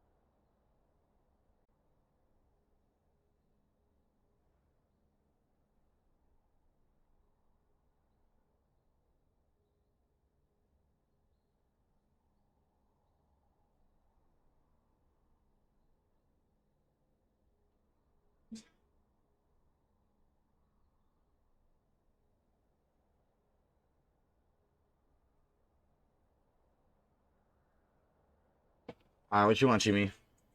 Hmm? What you want?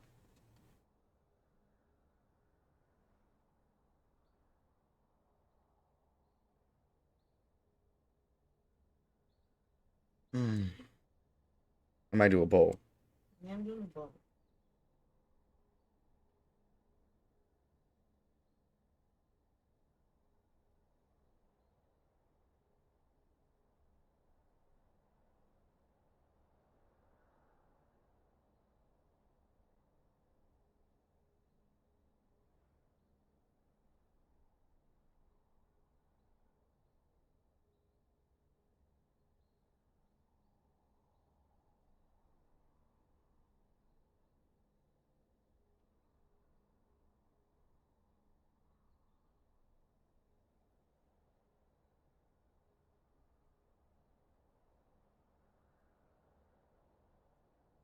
They got a new Chipotle honey chicken.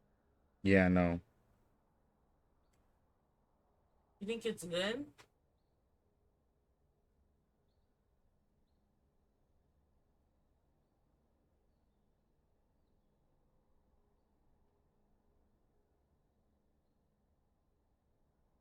Damn.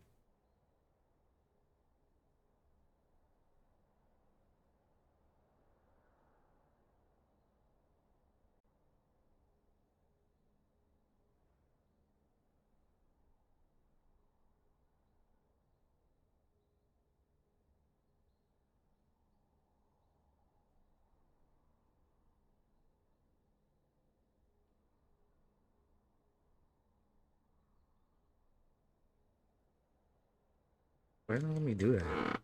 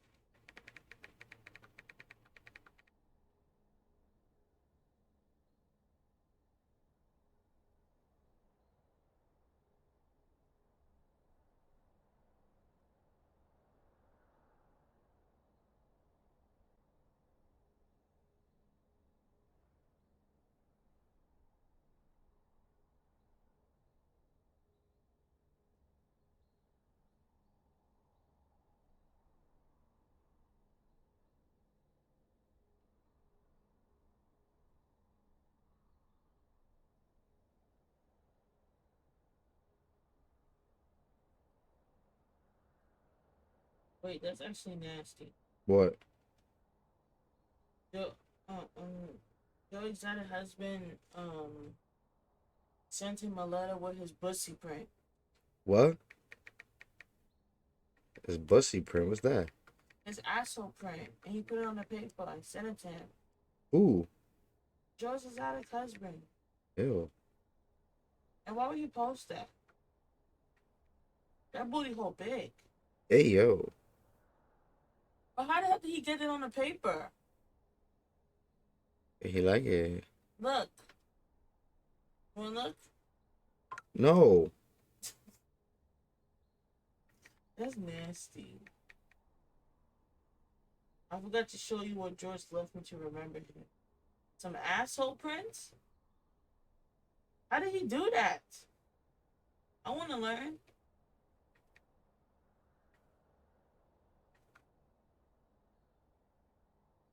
Wow, I ain't even.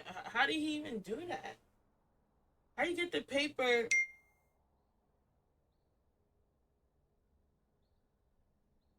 You got to teach me.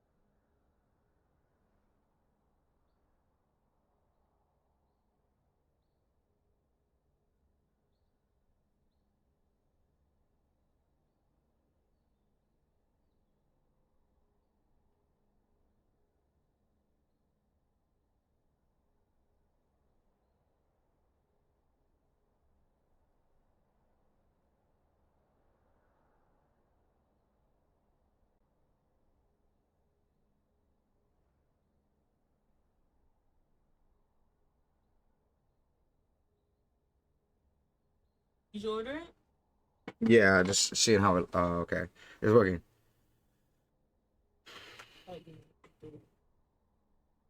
Hmm?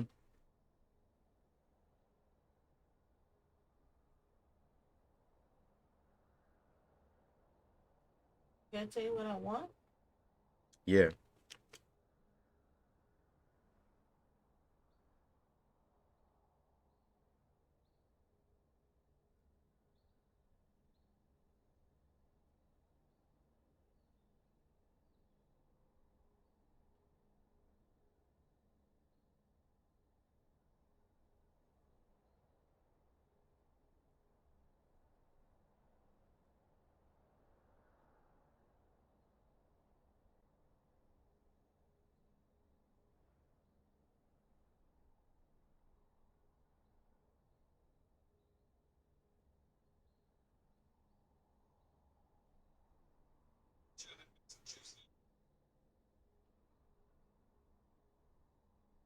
That looks good.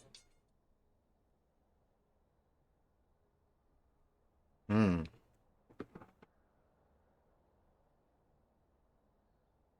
It's cheaper to pick up.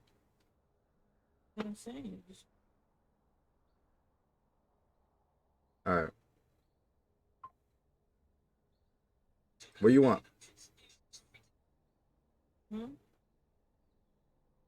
I want half and half. You want double or you want regular? No, regular. I want half the chipotle honey chicken and half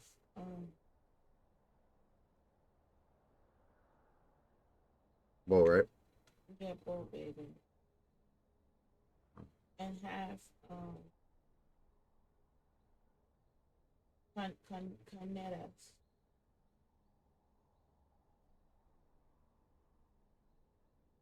I said half.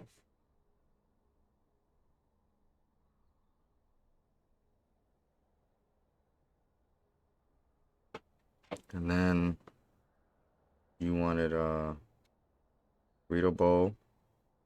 You want chipotle honey chicken and steak And canetas. and canetas. Half. Regular. Oh, normal. Rice brown. All right. Do you want pork?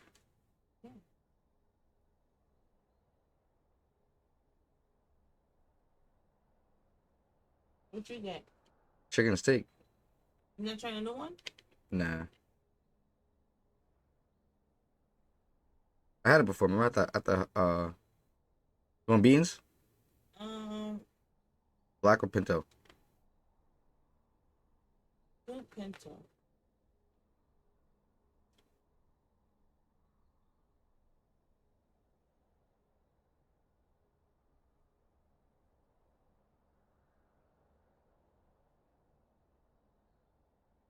Corn.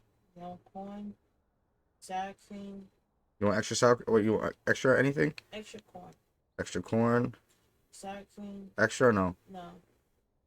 Veggies. Extra cheese. Regular. What about lettuce? Yeah. Veggies Yeah. And queso. and queso on it? Yeah.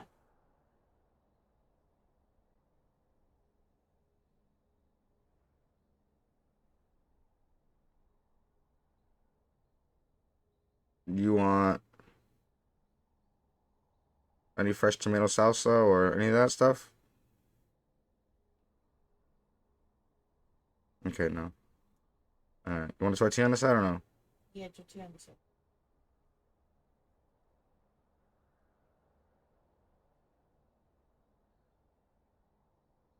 Damn, we can get the sauces on the side, right? No, you're gonna, yeah, you can. You're gonna go pick it up. Who picking it up? I'll go. Yeah, I like that barbecue sauce. I like that the duck sauce, the one that I got last time. I like that. I don't know if you remember it. How much is it? $40. It was only like $13. That's it? Yeah, you didn't get much. I got What the hell did you chicken and steak double with large chips, queso, and guac. Alright, well, I'm gonna send for my meal. I'm gonna send.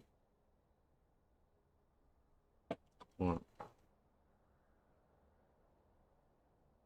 I don't know if I should get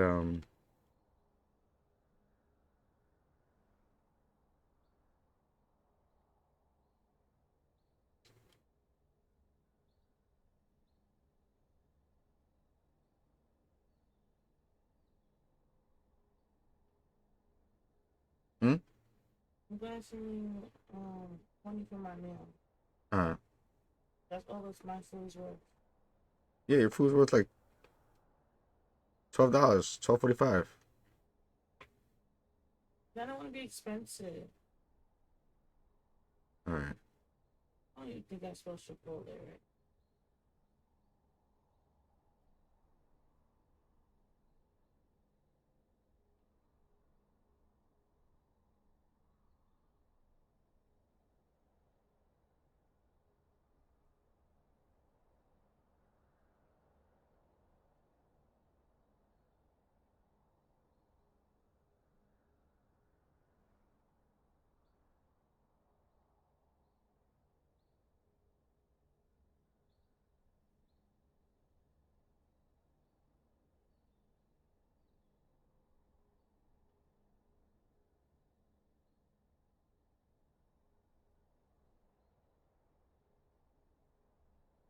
Mm-hmm.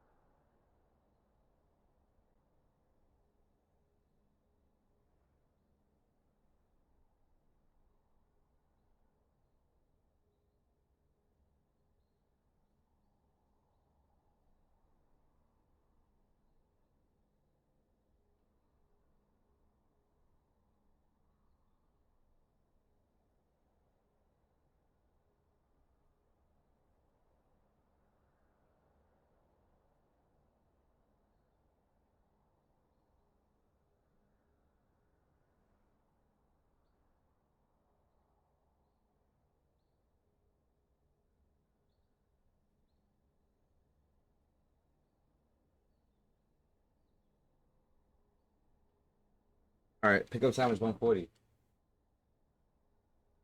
It's like 10 minutes. What are you trying me for? You want me to go get it? You say you was on your end. Oh, okay. Well, you want me to go get it? No, I'm just letting you know. It's up to you. Nah, let me go get it. Be back.